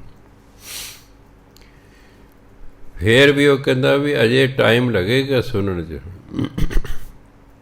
ਇਹਦੇ ਅਜੇ ਕੰਨਾਂ 'ਚ ਮਸ਼ੀਨਾਂ ਫਿੱਟ ਹੋਣਗੀਆਂ। ਫਿਰ ਮਸ਼ੀਨਾਂ ਫਿੱਟ ਹੋਣ ਤੋਂ ਬਾਅਦ 40 ਦਿਨਾਂ ਬਾਅਦ ਫਿਰ ਉਹਨੂੰ ਪੂਰੀ ਤਰ੍ਹਾਂ ਸੁਣਨ ਲੱਗੇਗਾ। ਇਸ ਲਈ ਜੇ ਸੁਣ ਰਿਹਾ ਨਾ, ਇਹ ਉਹਦੀ ਸ਼ਕਤੀ ਨਾਲ ਹੀ ਸੁਣ ਰਿਹਾ। ਦਿਸ ਰਿਹਾ ਤਾਂ ਵੀ ਉਹਦੀ ਸ਼ਕਤੀ ਵਰਤ ਰਹੀ ਹੈ, ਕੋਈ ਸੁਣ ਰਿਹਾ ਤਾਂ ਵੀ ਰੱਬੀ ਸ਼ਕਤੀ ਵਰਤ ਰਹੀ ਹੈ। ਕੁਦਰਤ ਭਾਉ ਸੁਖ ਸਾਰ, ਰੱਬ ਦਾ ਜਿਹੜਾ ਡਰ ਹੈ ਉਹ ਵੀ ਉਹਦੀ ਸ਼ਕਤੀ ਕਾਰਨ ਹੀ ਹੈ, ਅਤੇ ਜੇ ਭਾਈ ਸੁੱਖ ਮਿਲਿਆ ਹੋਇਆ ਹੈ ਤਾਂ ਵੀ ਉਹਦੇ 'ਚ ਉਹਦੀ ਸ਼ਕਤੀ ਵਰਤ ਰਹੀ। ਜੇ ਅਸੀਂ ਉਹਦੇ ਭਾਵ ਵਿੱਚ ਹਾਂ, ਕਿਉਂ ਜੇ ਅਸੀਂ ਰੱਬ ਦੇ ਭਾਵ ਵਿੱਚ ਹੋਵਾਂਗੇ ਤਾਂ ਹੀ ਉਹਦਾ ਨਾਮ ਜਪਾਂਗੇ, ਤਾਂ ਹੀ ਸ਼ੁਭ ਕਰਮ ਕਰਾਂਗੇ। ਜੇ ਬੰਦਾ ਨਾ ਸਰਕਾਰ ਤੋਂ ਡਰੇ, ਨਾ ਗੁਰੂ ਤੋਂ ਡਰੇ, ਨਾ ਰੱਬ ਤੋਂ ਡਰੇ, ਤਾਂ ਫਿਰ ਤਾਂ ਉਹਨੇ ਪੁੱਠੇ ਕੰਮ ਕਰਨੇ ਹੀ ਕਰਨੇ ਨੇ। ਫਿਰ ਤਾਂ ਪੁੱਠੇ ਕੰਮ ਕਰੇਗਾ, ਉਹ ਡਰਦੇ ਨਹੀਂ ਕਿਸੇ ਤੋਂ। ਜੇ ਅਸੀਂ ਭਾਵ ਦੇ ਵਿੱਚ ਹਾਂ, ਉੱਥੇ ਰੱਬੀ ਸ਼ਕਤੀ ਵਰਤ ਰਹੀ ਹੈ। ਜੇ ਅਸੀਂ ਸ੍ਰੇਸ਼ਟ ਸੁੱਖ, ਸਾਰ ਹੁੰਦਾ ਸ੍ਰੇਸ਼ਟ ਉੱਤਮ, ਜੇ ਅਸੀਂ ਸੁੱਖ ਮੰਨ ਰਹੇ ਹਾਂ ਤਾਂ ਵੀ 'ਚ ਰੱਬੀ ਸ਼ਕਤੀ ਵਰਤ ਰਹੀ, ਉਹਦੀ ਕਿਰਪਾ ਨਾਲ ਸੁੱਖ ਮੰਨ ਰਹੇ। ਇਹ ਉਹਦੀ ਕੁਦਰਤ ਹੈ ਕਿ ਅਸੀਂ ਸੁਖੀ ਹਾਂ, ਨਹੀਂ ਤਾਂ ਅਸੀਂ ਦੁਖੀ ਵੀ ਹੋ ਸਕਦੇ ਸੀ, ਬਿਮਾਰ ਹੋ ਸਕਦੇ ਸੀ, ਹਸਪਤਾਲਾਂ ਦਾਖਲ ਹੋ ਸਕਦੇ ਸੀ। ਔਰ ਕੋਈ ਸੁਖੀ ਹੈ ਤਾਂ ਉਹਦੀ ਸ਼ਕਤੀ ਹੈ, ਰੱਬੀ ਸ਼ਕਤੀ ਵਰਤ ਰਹੀ, ਉਹਦੀ ਕਿਰਪਾ ਹੈ। ਕੁਦਰਤ ਪਾਤਾਲੀ ਆਕਾਸ਼ੀ, ਕਿਉਂਕਿ ਪਤਾਲ ਇੱਕ ਨਹੀਂ ਹੈ, ਆਕਾਸ਼ ਇੱਕ ਨਹੀਂ ਹੈ, ਲੱਖਾਂ ਆਕਾਸ਼ ਹੈ, ਲੱਖਾਂ ਪਤਾਲ। ਗੁਰੂ ਨਾਨਕ ਦੇਵ ਇਹੀ ਕਹਿੰਦੇ, ਲੱਖ ਆਕਾਸ਼ਾਂ ਆਕਾਸ਼, ਲੱਖ ਪਤਾਲਾਂ ਪਤਾਲ। ਸੋ ਪਤਾਲਾਂ ਵਿੱਚ ਵੀ ਅਤੇ ਆਕਾਸ਼ਾਂ 'ਚ ਵੀ ਜੇ ਰੱਬੀ ਸ਼ਕਤੀ ਵਰਤ ਰਹੀ ਹੈ। ਹੁਣ ਜੇ ਸਾਡੀ ਧਰਤੀ ਹੈ, ਇਹ ਰੱਬੀ ਸ਼ਕਤੀ ਨਾਲ ਹੀ ਖੜੀ ਹੈ। ਇਹਦੇ ਹੇਠਾਂ ਕੋਈ ਨੀਂਹ ਨਹੀਂ, ਕੋਈ ਪੱਥਰ ਨਹੀਂ, ਹੇਠਾਂ ਕੋਈ ਪਿਲਰ ਨਹੀਂ ਹੈ, ਕੀ ਖੜੀ ਹੈ। ਐਡੀ ਵੱਡੀ ਧਰਤੀ, ਪਤਾ ਹੀ ਨਹੀਂ ਕਿੰਨੀ ਕੁ ਭਾਰੀ ਹੋਣੀ ਹੈ। ਜੇ ਇੱਥੋਂ ਬੋਰ ਕਰਨ ਲੱਗੋ ਨਾ, ਅਤੇ ਦੂਜੇ ਪਾਸੇ ਬੋਰ ਜਾਣ ਲਈ 12,000 ਕਿਲੋਮੀਟਰ ਦਾ ਬੋਰ ਕਰਨਾ ਪਵੇਗਾ, ਤਾਂ ਅਸੀਂ ਧਰਤੀ ਦੇ ਦੂਜੇ ਪਾਸੇ ਜਾਵਾਂਗੇ। ਧਰਤੀ 12,000 ਕਿਲੋਮੀਟਰ ਮੋਟੀ ਹੈ, 12,000 ਕਿਲੋਮੀਟਰ ਮੋਟੀ ਹੈ। ਅਤੇ ਜੇ ਧਰਤੀ ਦੇ ਦੁਆਲੇ ਗੇੜਾ ਲਾਉਣਾ, ਫਿਰ 25,000 ਕਿਲੋਮੀਟਰ ਹੈ। ਜੇ ਉਹਦੇ ਦੁਆਲੇ ਗੇੜਾ ਲਾਉਣਾ ਨਾ, ਫਿਰ 25,000 ਕਿਲੋਮੀਟਰ ਦੀ ਸਾਨੂੰ ਯਾਤਰਾ ਕਰਨੀ ਪਏਗੀ, ਤਾਂ ਇੱਕ ਥਾਂ ਤੋਂ ਚੱਲ ਕੇ ਮੁੜ ਕੇ ਉੱਥੇ ਆਵਾਂਗੇ। 25,000 ਕਿਲੋਮੀਟਰ। ਇਸੇ ਤਰ੍ਹਾਂ ਧਰਤੀ ਦੇ ਮੰਨ ਲਓ ਅਸੀਂ ਬੋਰ ਕਰਨਾ, ਦੂਜੇ ਪਾਸੇ ਅਸੀਂ ਨਿਕਲਣਾ ਹੈ ਤਾਂ 12,000 ਕਿਲੋਮੀਟਰ ਬੋਰ ਕਰਨਾ ਪਏਗਾ। ਐਡੀ ਵੱਡੀ ਧਰਤੀ, ਆਕਾਸ਼ ਖੜੀ ਹੈ, ਇਹ ਫਿਰ ਰੱਬੀ ਸ਼ਕਤੀ ਨਾਲ ਹੀ ਖੜੀ ਹੈ ਨਾ। ਇਹ ਜੋ ਕੁਛ ਖੜਾ ਹੈ ਉਹ ਰੱਬੀ ਸ਼ਕਤੀ ਨਾਲ ਖੜਾ ਹੈ। ਰੱਬ ਬੜਾ ਵੱਡਾ ਸਾਇੰਸਦਾਨ ਹੈ। ਸਾਇੰਸ ਇਹ ਕਹਿੰਦੀ ਹੈ ਕਿ ਜਿਹੜੀ ਚੀਜ਼ ਘੁੰਮ ਰਹੀ ਹੈ ਉਹ ਡਿੱਗਦੀ ਨਹੀਂ, ਜਿਹੜੀ ਚੀਜ਼ ਖਲੋਤੀ ਉਹ ਡਿੱਗ ਸਕਦੀ ਹੈ। ਇਸ ਲਈ ਪਰਮਾਤਮਾ ਨੇ ਹਰ ਇੱਕ ਚੀਜ਼ ਘੁੰਮਣ ਲਾਤੀ। ਸੂਰਜ ਵੀ ਘੁੰਮ ਰਿਹਾ ਹੈ, ਧਰਤੀਆਂ ਵੀ ਘੁੰਮ ਰਹੀਆਂ ਨੇ, ਤਾਰੇ ਵੀ ਘੁੰਮ ਰਹੇ ਨੇ, ਜਿਹਨੇ ਗ੍ਰਹਿ ਨੇ ਉਹ ਵੀ ਘੁੰਮ ਰਹੇ ਨੇ, ਖੜੇ ਨਹੀਂ ਹੈਗੇ, ਖੜੇ ਤਾਂ ਡਿੱਗ ਪੈਣਗੇ। ਇਸ ਚੀਜ਼ ਨੂੰ ਸਿੱਧ ਕਿਲੇ ਮੈਂ 7ਵੀਂ ਪੜ੍ਹਦਾ ਸੀ। ਟੀਚਰ ਨੇ ਸਿੱਧ ਕਰਨੀ ਸੀ ਜਿਹੜੀ ਚੀਜ਼ ਘੁੰਮਦੀ ਹੁੰਦੀ ਹੈ ਨਾ ਉਹ ਡਿੱਗਦੀ ਨਹੀਂ ਹੈਗੀ। ਮੈਂ ਮਨੀਟਰ ਸੀ, ਮੈਨੂੰ ਕਹਿੰਦੇ ਕਾਕਾ ਬਾਲਟੀ ਲੈ, ਇੱਕ ਸੇਰ, ਉਦੋਂ ਕਿਲੋ ਨਹੀਂ ਸੀ, ਸੇਰ ਹੁੰਦੇ ਸਨ, ਸੇਰ ਕੋ ਪਾਣੀ ਨਲਕੇ ਤੋਂ ਪਾ ਕੇ ਲਿਆ। ਟੀਚਰ ਨੇ ਕੀ ਕੀਤਾ, ਬਾਲਟੀ ਲਈ, ਉਹ ਪੁੱਠੀ ਕਰਤੀ ਐ, ਸਾਰਾ ਪਾਣੀ ਹੇਠਾਂ ਡੁੱਲ ਗਿਆ। ਮੈਨੂੰ ਕਹਿੰਦੇ ਇੰਨਾ ਪਾਣੀ ਫਿਰ ਪਾ ਕੇ ਲੈ, ਮੈਂ ਫਿਰ ਪਾ ਕੇ ਲਿਆ। ਉਹ ਟੀਚਰ ਨੇ ਬਾਲਟੀ ਘੁਮਾਉਣੀ ਸ਼ੁਰੂ ਕਰਤੀ ਜ਼ੋਰ ਦੀ, ਉਹ ਬਾਲਟੀ ਪੁੱਠੀ ਵੀ ਹੋ ਰਹੀ ਪਰ ਉਹ 'ਚ ਕੋਈ ਤਬਕਾ ਪਾਣੀ ਨਹੀਂ ਡਿੱਗ ਰਿਹਾ। ਕਹਿੰਦੇ ਦੇਖੋ, ਜਦੋਂ ਬਾਲਟੀ ਆਪਾਂ ਖੜੀ ਕਰਤੇ ਸਿੱਧੀ, ਸਾਰਾ ਪਾਣੀ ਡੁੱਲ ਗਿਆ ਹੈ। ਹੁਣ ਬਾਲਟੀ ਜਿਵੇਂ ਘੁਮਾ ਰਹੇ, ਬਾਲਟੀ ਪੁੱਠੀ ਵੀ ਹੋ ਰਹੀ ਹੈ ਪਰ ਪਾਣੀ ਨਹੀਂ ਵਿੱਚੋਂ ਡਿੱਗ ਰਿਹਾ। ਇਸੇ ਤਰ੍ਹਾਂ ਧਰਤੀ ਘੁੰਮ ਰਹੀ ਹੋਣ ਕਾਰਨ ਧਰਤੀ ਹੇਠਾਂ ਨਹੀਂ ਡਿੱਗਦੀ, ਜੇ ਕਿਤੇ ਖੜੀ ਹੁੰਦੀ ਹੋ ਸਕਦਾ ਡਿੱਗ ਪੈਂਦੀ। ਸੋ ਪਰਮਾਤਮਾ ਕਿੱਡਾ ਵੱਡਾ ਸਾਇੰਸਦਾਨ ਹੈ, ਉਹਨੇ ਹਰ ਇੱਕ ਚੀਜ਼ ਜੋ ਬਣਾ ਘੁੰਮਣ ਲਾਤੀ, ਵੀ ਡਿੱਗੇ ਨਾ, ਡਿੱਗੇ ਨਾ, ਘੁੰਮਣ ਲਾਤੇ। ਉਹ ਸਾਇੰਸ ਟੀਚਰ ਵੀ ਸੀ, ਨਾਲ ਥੋੜ੍ਹਾ ਬਹੁਤਾ ਧਾਰਮਿਕ ਵੀ ਸੀ। ਫਿਰ ਉਹ ਇਸ ਤਰ੍ਹਾਂ ਸਮਝਾਉਂਦਾ ਸੀ ਕਈ ਵਾਰੀ ਉਦਾਹਰਨਾਂ ਦੇ ਦੇ ਕੇ ਕਿ ਜਿਵੇਂ ਧਰਤੀ ਘੁੰਮਦੀ ਹੈ, ਘੁੰਮਣ ਕਰਕੇ ਨਹੀਂ ਡਿੱਗਦੀ, ਇਸ ਲਈ ਪਰਮਾਤਮਾ ਨੇ ਜੋ ਵੀ ਬਣਾਇਆ ਸਭ ਕੁਛ ਹੀ ਘੁੰਮਣ ਲਾਤਾ ਹੈ, ਘੁੰਮਣ ਲਾਤਾ ਹੈ ਤਾਂ ਜੋ ਇਹ ਡਿੱਗ ਨਾ ਪਵੇ। ਆਪਾਂ ਤਾਂ ਧਰਤੀ ਉੱਤੇ ਬੈਠੇ ਹਾਂ, ਇਸ ਲਈ ਸਾਨੂੰ ਤਾਂ ਘੁੰਮਣ ਲਾਉਣ ਦੀ ਲੋੜ ਨਹੀਂ। ਆਪਾਂ ਤਾਂ ਧਰਤੀ 'ਤੇ ਬੈਠੇ ਹਾਂ ਨਾ, ਸਾਡੇ ਕੋਲ ਤਾਂ ਬੈਠਣ ਨੂੰ ਥਾਂ ਹੈ, ਇਸ ਲਈ ਸਾਨੂੰ ਨਹੀਂ ਪਰਮਾਤਮਾ ਨੇ ਘੁੰਮਣ ਲਾਇਆ ਵੀ ਤੁਸੀਂ ਗੇੜੇ 'ਚ ਲਾਈ ਜਾਓ। ਸਾਨੂੰ ਤਾਂ ਥਾਂ ਦਿੱਤਾ ਵੀ ਧਰਤੀ ਦਿੱਤੀ, ਬਹਿ ਜਾਓ। ਪਰ ਧਰਤੀ ਨੂੰ ਕੋਈ ਥਾਂ ਨਹੀਂ ਦਿੱਤਾ, ਤੂੰ ਕਿੱਥੇ ਟਿਕਣੇ, ਉਹਨੂੰ ਆਕਾਸ਼ 'ਚ ਟਿਕਾਇਆ ਹੋਇਆ ਹੈ। ਸੂਰਜ, ਚੰਨ, ਤਾਰੇ, ਧਰਤੀਆਂ ਸਭ ਕੁਛ ਆਕਾਸ਼ ਦੇ ਵਿੱਚ ਨੇ, ਇਹਨਾਂ ਦੇ ਹੇਠਾਂ ਕੁਛ ਨਹੀਂ ਹੈ ਜਿਹਦੇ ਆਸਰੇ ਖੜੀਆਂ ਨੇ। ਇਹ ਸਭ ਰੱਬੀ ਸ਼ਕਤੀ ਦੇ ਆਸਰੇ ਨੂੰ ਕਹਿੰਦੇ ਕੁਦਰਤ। ਇਹ ਆਕਾਸ਼, ਇਹ ਪਤਾਲ, ਸਰਬ ਆਕਾਰ ਅਤੇ ਸਭ ਪ੍ਰਕਾਰ ਆਕਾਰ ਜਿੰਨੇ ਵੀ ਸਾਨੂੰ ਵਿਖਾਈ ਦੇ ਰਹੀਆਂ ਨੇ, ਇਹ ਸਭ ਦੇ ਪਰਮਾਤਮਾ ਦੀ ਸ਼ਕਤੀ ਵਰਤ ਰਹੀ ਹੈ। ਕੁਦਰਤ ਪਾਤਾਲਨੀ ਆਕਾਸ਼ੀ, ਕੁਦਰਤ ਸਰਬ ਆਕਾਰ, ਸਭ 'ਚ ਕੁਦਰਤ ਵਰਤ ਰਹੀ ਹੈ। ਕੁਦਰਤ ਵੇਦ ਪੁਰਾਣ ਕਤੇਬਾਂ, ਕੁਦਰਤ ਸਰਬ ਵਿਚਾਰ ਹੈ। ਵੇਦ ਲਿਖੇ ਗਏ, ਰੱਬੀ ਸ਼ਕਤੀ ਦਿੱਤੀ ਪਰਮਾਤਮਾ ਨੇ ਉਹਨਾਂ ਨੂੰ, ਰੱਬੀ ਗਿਆਨ ਦਿੱਤਾ ਰਿਸ਼ੀਆਂ ਨੂੰ, ਜਿਨ੍ਹਾਂ ਨੇ ਇਹ ਧਾਰਮਿਕ ਪੁਸਤਕਾਂ ਲਿਖੀਆਂ ਹਨ। ਗੁਰੂ ਗ੍ਰੰਥ ਸਾਹਿਬ ਲਿਖਿਆ ਗਿਆ ਹੈ, ਇਹ ਰੱਬੀ ਸ਼ਕਤੀ ਅਤੇ ਰੱਬੀ ਗਿਆਨ ਨਾਲ ਲਿਖਿਆ ਗਿਆ, ਇਸ 'ਚ ਰੱਬੀ ਗਿਆਨ ਹੈ। ਇਸ ਲਈ ਹਰ ਇੱਕ ਚੀਜ਼ ਦੇ ਵਿੱਚ ਕੁਦਰਤ ਹੈ, ਕੁਦਰਤ ਕੰਮ ਕਰ ਰਹੀ ਹੈ। ਵੇਦਾਂ ਵਿੱਚ ਵੀ, ਪੁਰਾਣਾਂ ਵਿੱਚ ਵੀ, ਕਿਤਾਬ ਜਿਹੜੇ ਨੇ ਮੁਸਲਮਾਨੀ ਧਾਰਮਿਕ ਪੁਸਤਕਾਂ ਅਤੇ ਈਸਾਈਆਂ ਦੀ ਧਾਰਮਿਕ ਪੁਸਤਕਾਂ ਕਿਤਾਬ ਕਹਿੰਦੇ ਨੇ। ਜਿਹੜੇ ਵੇਦ ਲਿਖੇ ਗਏ, ਪੁਰਾਣ ਲਿਖੇ ਗਏ, ਕਿਤਾਬਾਂ ਲਿਖੀਆਂ ਗਈਆਂ, ਇਸ ਦੇ ਵਿੱਚ ਸਭ ਪਰਮਾਤਮਾ ਦੀ ਸ਼ਕਤੀ ਵਰਤ ਰਹੀ ਹੈ। ਕੁਦਰਤ ਸਰਬ ਵਿਚਾਰ, ਹਰ ਪ੍ਰਕਾਰ ਦਾ ਵਿਚਾਰ ਜਿਹੜਾ ਹੈ ਉਹਦੇ ਜਿਹੜੀ ਰੱਬੀ ਸ਼ਕਤੀ ਵਰਤ ਰਹੀ ਹੈ, ਉਹ ਵੀ ਕੁਦਰਤ ਹੈ। ਕੁਦਰਤ ਖਾਣਾ ਪੀਣਾ ਪਹਿਨਣ, ਕੁਦਰਤ ਸਰਬ ਪਿਆਰ। ਖਾਣ ਵਿੱਚ, ਪੀਣ ਵਿੱਚ, ਪਹਿਨਣ ਵਿੱਚ ਸਭ, ਅਤੇ ਪਿਆਰ ਦੇ ਵਿੱਚ ਉਸ ਪਰਮਾਤਮਾ ਦੀ ਸ਼ਕਤੀ ਵਰਤ ਰਹੀ ਹੈ। ਉਹਦੀ ਸ਼ਕਤੀ ਤੋਂ ਬਿਨਾਂ ਤਾਂ ਅਸੀਂ ਖਾ ਹੀ ਨਹੀਂ ਸਕਦੇ। ਬਿਮਾਰ ਹੋ ਜਾਈਏ, ਕੁਛ ਨਹੀਂ ਖਾਣ ਨੂੰ ਜੀਅ ਕਰਦਾ, ਨਹੀਂ ਨਾ ਕਰਦਾ। ਬੁਖਾਰ ਚੜਿਆ ਹੋਇਆ ਹੈ, ਭਾਵੇਂ ਭੁੱਖ ਲੱਗੀ ਹੈ, ਰੋਟੀ ਖਾਣ ਨੂੰ ਜੀਅ ਨਹੀਂ ਕਰਦਾ।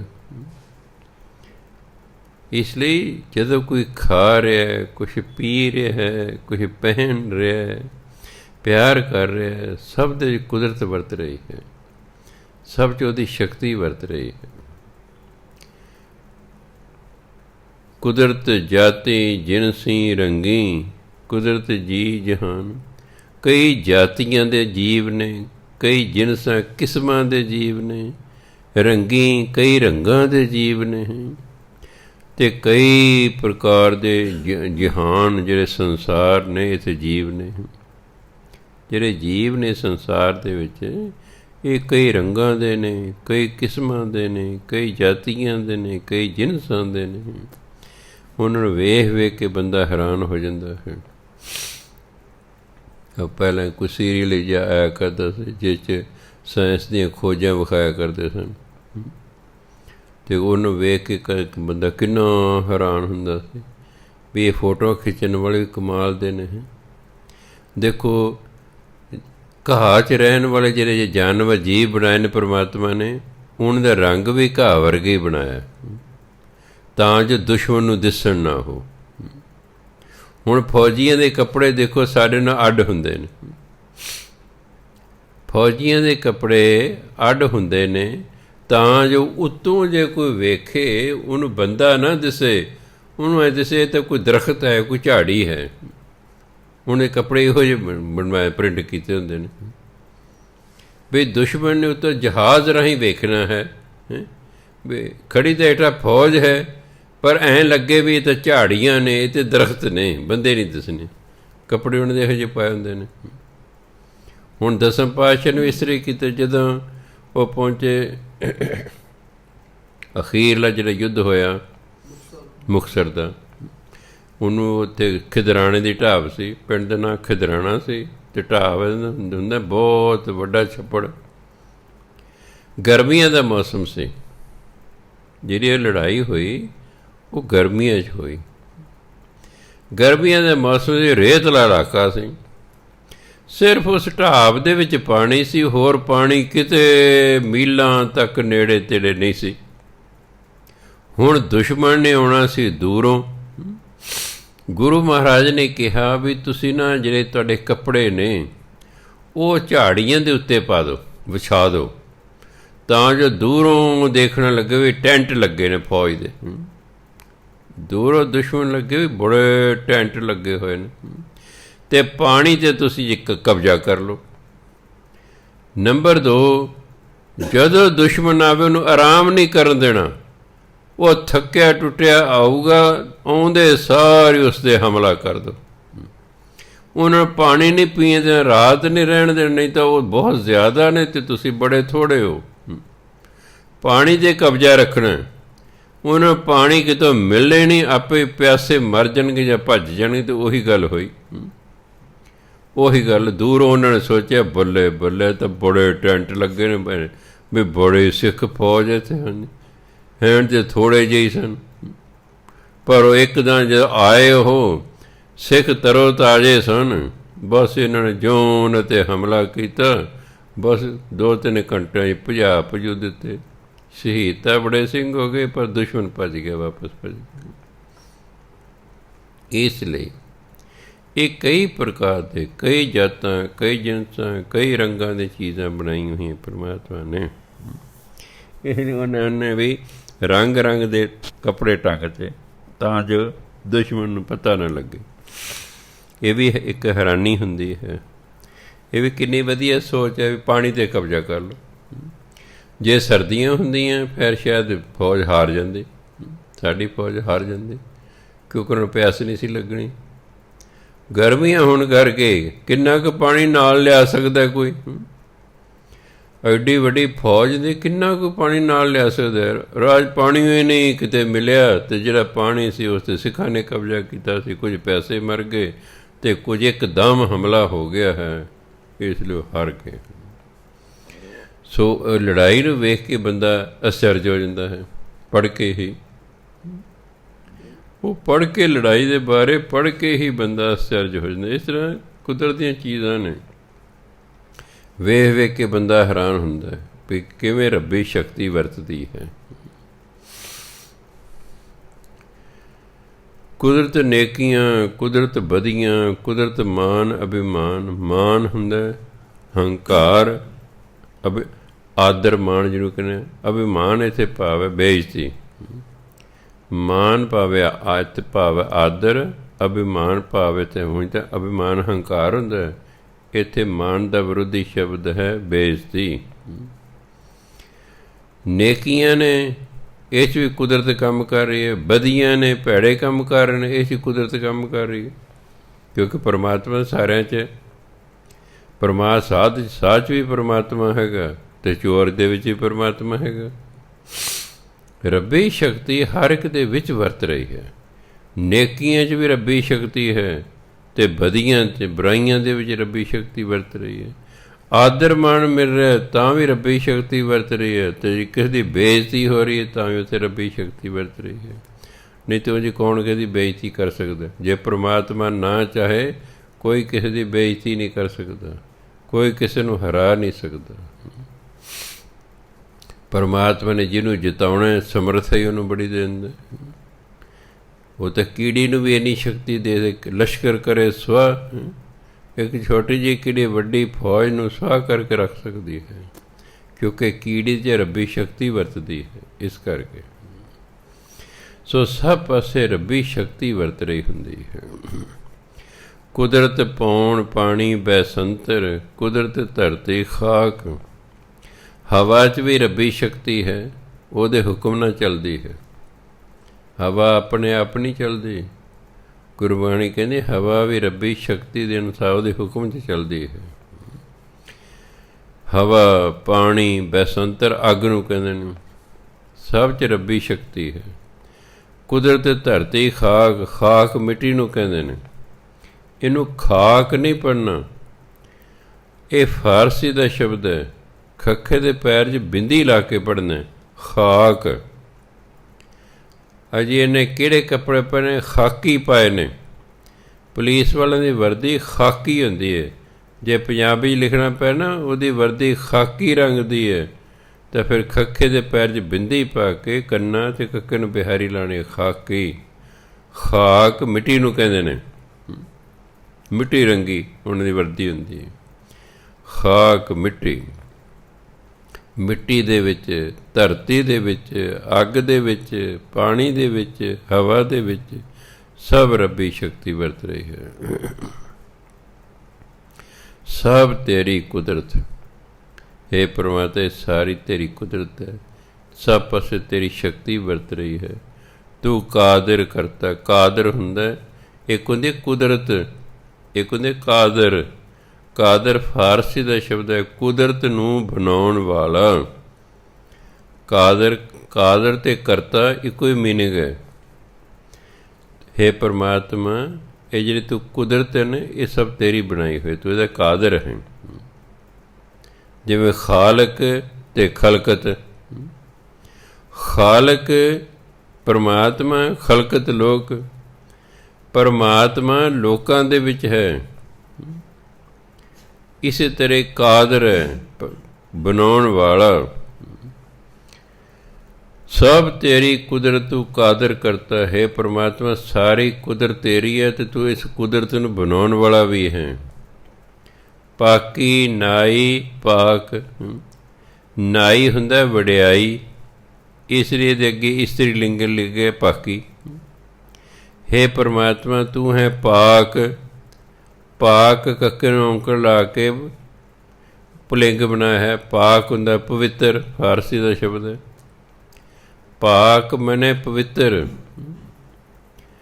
ਪਾਕੀ ਮੈਨੇ ਵੀ ਪਵਿੱਤਰ, ਉਹ ਇਸਤਰੀ ਲਿੰਗ ਹੈ, ਬਸ ਇੰਨੇ ਫਰਕ ਹੈ। ਪਾਕੀ ਨਾਈ, ਹੇ ਪਰਮਾਤਮਾ ਤੂੰ ਆਪ ਤੇ ਪਾਕ ਹੈ, ਪਵਿੱਤਰ ਹੈ। ਤੇਰੀ ਜਿਹੜੀ ਨਾਈ ਵਡਿਆਈ ਹੈ ਨਾ, ਉਹ ਵੀ ਪਵਿੱਤਰ ਹੈ। ਪੂਰਾ ਸ਼ਬਦ ਹੈ ਆਸ਼ਨਾਈ। ਪੂਰਾ ਸ਼ਬਦ ਹੈ ਆਸ਼ਨਾਈ। ਉਸ ਤੋਂ ਛੋਟਾ ਬਣਾਇਆ ਗੁਰਬਾਣੀ ਸਨਾਈ, ਉਸ ਤੋਂ ਛੋਟਾ ਬਣਿਆ ਨਾਈ। ਇੱਕ ਤਾਂ ਨਾਈ ਜਾਤ ਹੁੰਦੀ ਹੈ, ਇੱਥੇ ਨਾਈ ਦਾ ਮਤਲਬ ਵਡਿਆਈ। ਪਾਕੀ ਨਾਈ, ਤੇਰੀ ਵਡਿਆਈ ਵੀ ਪਵਿੱਤਰ ਅਤੇ ਪਾਕ, ਤੂੰ ਵੀ ਪਵਿੱਤਰ। ਹੇ ਪਰਮਾਤਮਾ ਤੂੰ ਪਵਿੱਤਰ ਹੈ, ਤੇਰੀ ਵਡਿਆਈ ਪਵਿੱਤਰ ਹੈ। ਤੂੰ ਕਾਦਰ ਹੈ, ਤੂੰ ਕਰਤਾ ਹੈ। ਇਹ ਸਾਰੀ ਕੁਦਰਤ ਤੇਰੀ ਬਣਾਈ ਹੋਈ ਹੈ। ਨਾਨਕ ਹੁਕਮੇ ਅੰਦਰ ਵਰਤੈ। ਨਾਨਕ ਹੁਕਮੇ ਅੰਦਰ ਵੇਖੈ, ਵਰਤੈ ਤਾਕੋ ਤਾਕ। ਪਰਮਾਤਮਾ ਸਭ ਨੂੰ ਆਪਣੇ ਹੁਕਮ ਅਨੁਸਾਰ ਵੇਖ ਰਿਹਾ ਹੈ। ਜੋ ਵੀ ਪਰਮਾਤਮਾ ਨੇ ਬਣਾਇਆ ਹੈ ਉਹਦੇ ਹੁਕਮ ਨਾਲ ਬਣਿਆ ਹੈ, ਅਤੇ ਜੋ ਵੀ ਉਸਨੇ ਬਣਾਇਆ ਉਹ ਉਸ ਨੂੰ ਵੇਖ ਰਿਹਾ ਹੈ। ਉਹ ਵੇਖ ਰਿਹਾ। ਵਰਤੈ ਤਾਕੋ ਤਾਕ। ਤਾਕੋ ਤਾਕ ਦਾ ਮਤਲਬ ਇਕੱਲਾ। ਸਭ ਦੇ ਵਿੱਚ ਇਕੱਲਾ ਪਰਮਾਤਮਾ ਹੀ ਵਰਤ ਰਿਹਾ ਹੈ। ਪਰਮਾਤਮਾ ਹੈ ਤੇ ਇਕੱਲਾ, ਇੱਕੋ ਇੱਕ। ਤਾਕੋ ਤਾਕ ਇੱਕੋ ਇੱਕ ਪਰਮਾਤਮਾ ਹੈ, ਜੋ ਸਾਰੀ ਕੁਦਰਤ ਦੇ ਵਿੱਚ ਵਰਤ ਰਿਹਾ ਹੈ, ਜੋ ਸਭ ਨੂੰ ਵੇਖ ਰਿਹਾ ਹੈ। ਪੌੜੀ। ਆਪੀ ਨੇ ਭੋਗ ਭੋਗੈ, ਹੋਏ ਭਸਮੜ ਭੌਰ ਸਿਧਾਇਆ।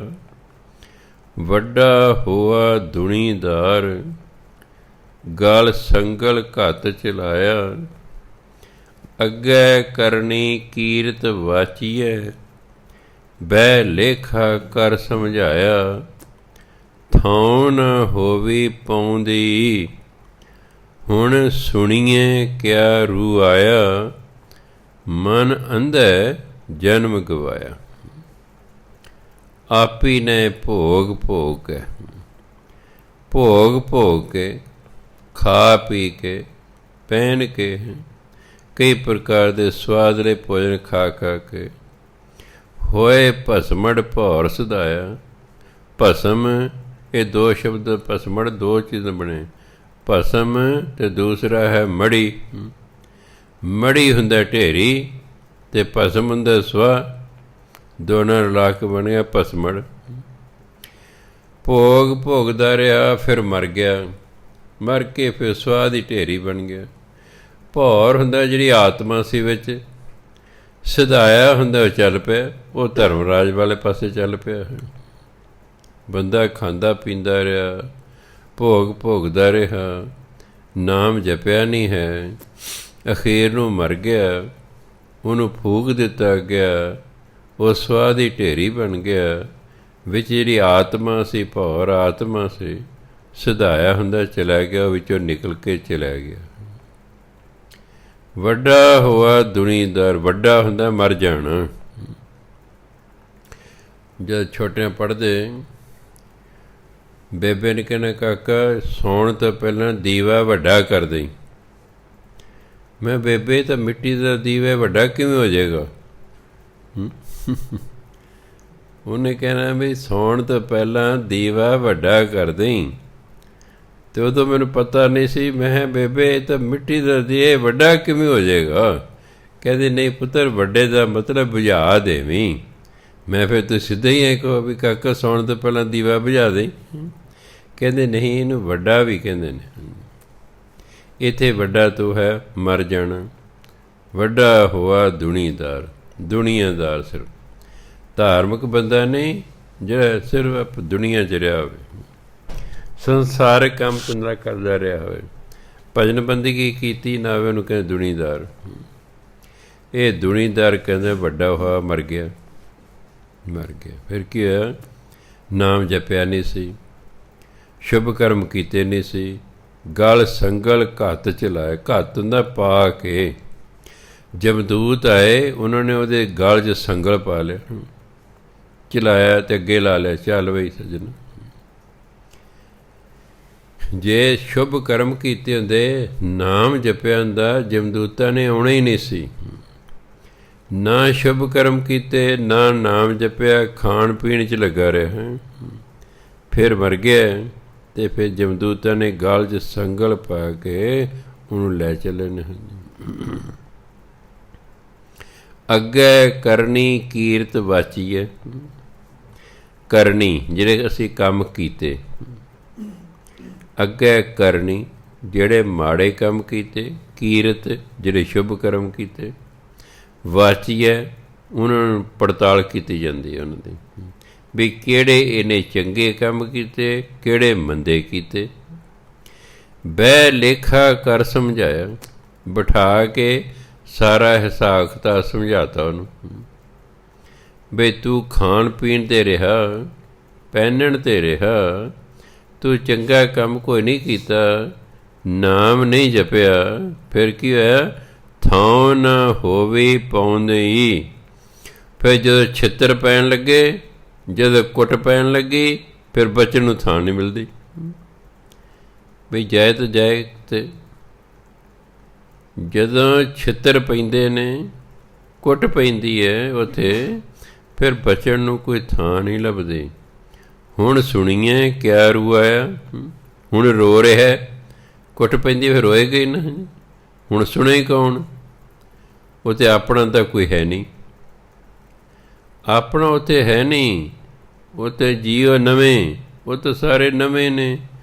ਇਸ ਲਈ ਕੁੱਟ ਖਾਂਦਾ ਰੋਂਦਾ, ਕੋਈ ਸੁਣਦਾ ਨਹੀਂ, ਕੋਈ ਕੂਕ ਪੁਕਾਰ ਨਹੀਂ ਸੁਣਦਾ ਉਹਦੇ। ਹਾਂਜੀ,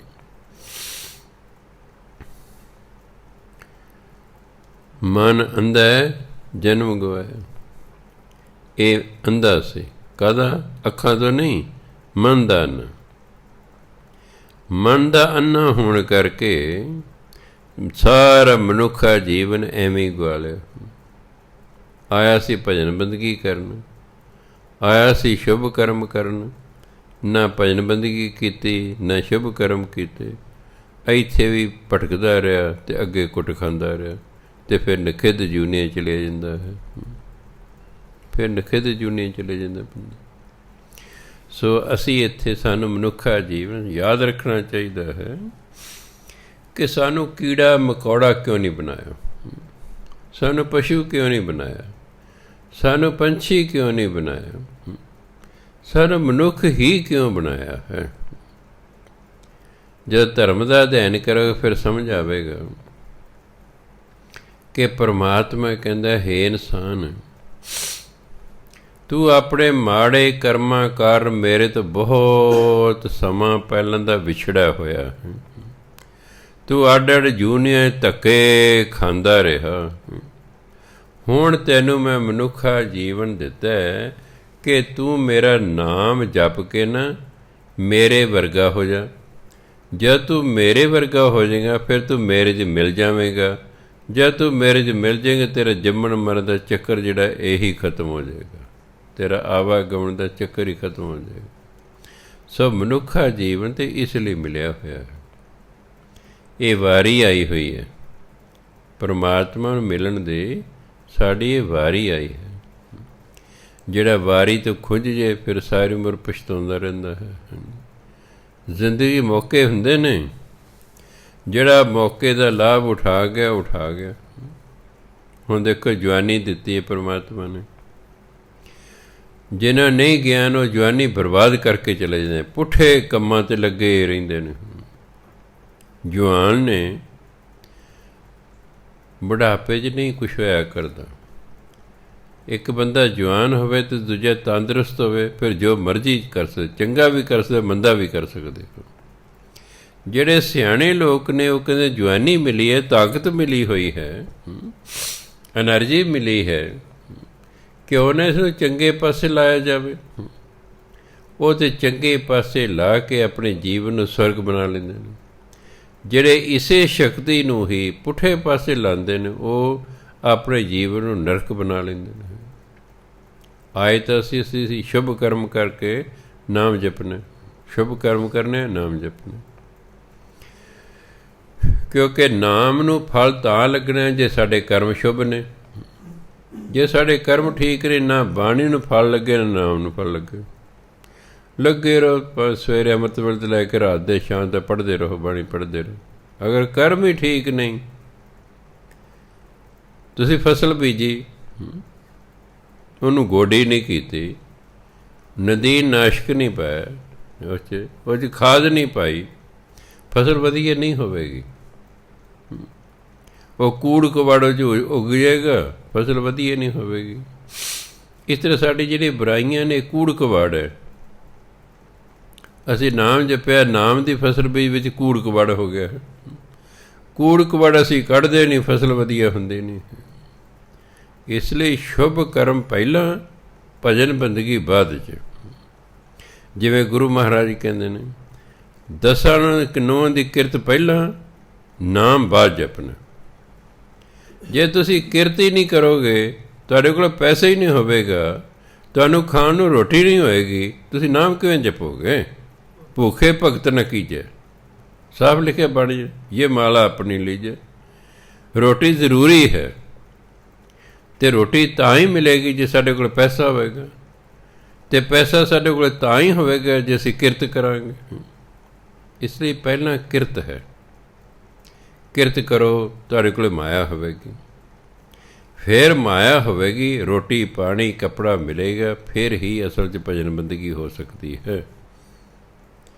ਜਿਹੜਾ ਬਹੁਤ ਅਮੀਰ ਬੰਦਾ ਉਹ ਵੀ ਭਜਨ ਬੰਦਗੀ ਨਹੀਂ ਕਰਦਾ, ਕਿਉਂਕਿ ਮੈਨੂੰ ਕੀ ਲੋੜ ਹੈ। ਇੱਕ ਲੜਕੇ ਨੂੰ ਮਾਂ ਨੇ ਕਿਹਾ ਵੀ ਤੂੰ ਨਾ ਸਕੂਲ ਜਾਂਦਾ, ਚਰਚ ਜਾਇਆ ਕਰ। ਕਹਿੰਦੇ ਮਾਂ ਚਰਚ ਦੇ ਗਰੀਬ ਜਾਂਦੇ ਨੇ, ਉਹ ਮੰਗਣ ਜਾਂਦੇ ਨੇ ਯਾਰ ਗੋਡ ਤੋਂ। ਮੈਂ ਤਾਂ ਅਮੀਰ ਹਾਂ, ਮੇਰੇ ਕੋਲ ਤਾਂ ਸਭ ਕੁਛ ਹੈ, ਮੈਨੂੰ ਚਰਚ ਜਾਣ ਦੀ ਕੀ ਲੋੜ ਹੈ। ਇਸ ਲਈ ਅਮੀਰ ਵੀ ਨਹੀਂ ਜਾਂਦਾ, ਉਹਨੂੰ ਲੋੜ ਹੀ ਨਹੀਂ। ਗਰੀਬ ਕੋਲ ਸਮਾਂ ਨਹੀਂ ਹੈ, ਹੁਣ ਦੇ ਵਜੇ ਰੋਟੀ ਦੇ ਲਾਲੇ ਪੈ ਰਹਿੰਦੇ ਨੇ। ਜੇ ਗਰੀਬ ਸਨ ਤਾਂ ਹੀ ਲੱਖਾਂ ਲੋਕ ਪੰਜਾਬ ਛੱਡ ਕੇ ਕਿੱਡੀ ਕਿੱਡੀ ਦੂਰ ਪੈਦਲ ਹੀ ਤੁਰੇ ਗਏ। ਰੋਟੀ ਖਾਣੀ ਹੈ ਨਾ, ਇੱਥੇ ਨਹੀਂ ਮਿਲੀ ਤਾਂ ਹੀ ਗਏ ਨਾ ਅਗਲੇ। ਰੋਟੀ ਜ਼ਰੂਰੀ ਹੈ। ਇਹ ਨਹੀਂ ਕਿ ਨਾਮ ਜਪੋ, ਕਿਰਤ ਕਰੋ ਅਤੇ ਵੰਡ ਕੇ ਛਕੋ। ਨੋ, ਕਿਰਤ ਕਰੋ, ਨਾਮ ਜਪੋ, ਵੰਡ ਕੇ ਛਕੋ, ਫਿਰ। ਇਸ ਲਈ ਇਹ ਨਾ ਹੋਵੇ ਕਿ ਅਸੀਂ ਜਿਹੜਾ ਮਨੁੱਖਾ ਜੀਵਨ ਹੈ ਉਹ ਮੂਰਖ ਵਾਂਗੂ ਗੁਆ ਕੇ ਸੰਸਾਰ ਤੋਂ ਚਲੇ ਜਾਈਏ। ਮਨ ਅੰਧ, ਮਨ ਦੇ ਅੰਨੇ ਨੇ, ਮਨੁੱਖਾ ਜਨਮ ਗੁਆ ਕੇ ਚਲੇ ਗਏ। ਸੋਚੇ ਹੀ ਨਹੀਂ ਕਿ ਮਨੁੱਖਾ ਜੀਵਨ ਕਾਹਦੇ ਲਈ ਮਿਲਿਆ ਸੀ। ਕਿੰਨੇ ਵਿਦਿਆਰਥੀ ਨੇ ਜਿਹੜਾ ਪੁੱਛੋ ਤੁਸੀਂ ਸਕੂਲ ਆਏ ਕਾਹਦੇ ਲਈ ਆਇਓ, ਕਾਹਦੇ ਲਈ ਆਇਓ, ਉੱਤਰ ਹੀ ਨਹੀਂ ਆਉਂਦਾ ਕਾਹਦੇ ਲਈ ਆਏ। ਜੇ ਕਹਿ ਗਏ ਜੇ ਅਸੀਂ ਪੜ੍ਹਨ ਆਏ ਹਾਂ, ਫਿਰ ਉਹ ਪੁੱਛੇ ਤੂੰ ਪੜ੍ਹਦਾ ਕਿਉਂ ਨਹੀਂ, ਫਿਰ ਸ਼ਰਾਰਤੇ ਕਿਉਂ ਕਰੀ ਜਾਂਦਾ, ਕਲਾਸ ਕਿਉਂ ਛੱਡਦਾ, ਕਲਾਸ ਸਟੱਡੀ ਕਿਉਂ ਨਹੀਂ ਕਰਦਾ। ਇਹ ਤੂੰ ਪੜ੍ਹਨ ਨਹੀਂ ਆਇਆ, ਤੂੰ ਅਵਾਰਾਗਰਦੀ ਕਰਨਾ ਹੈ।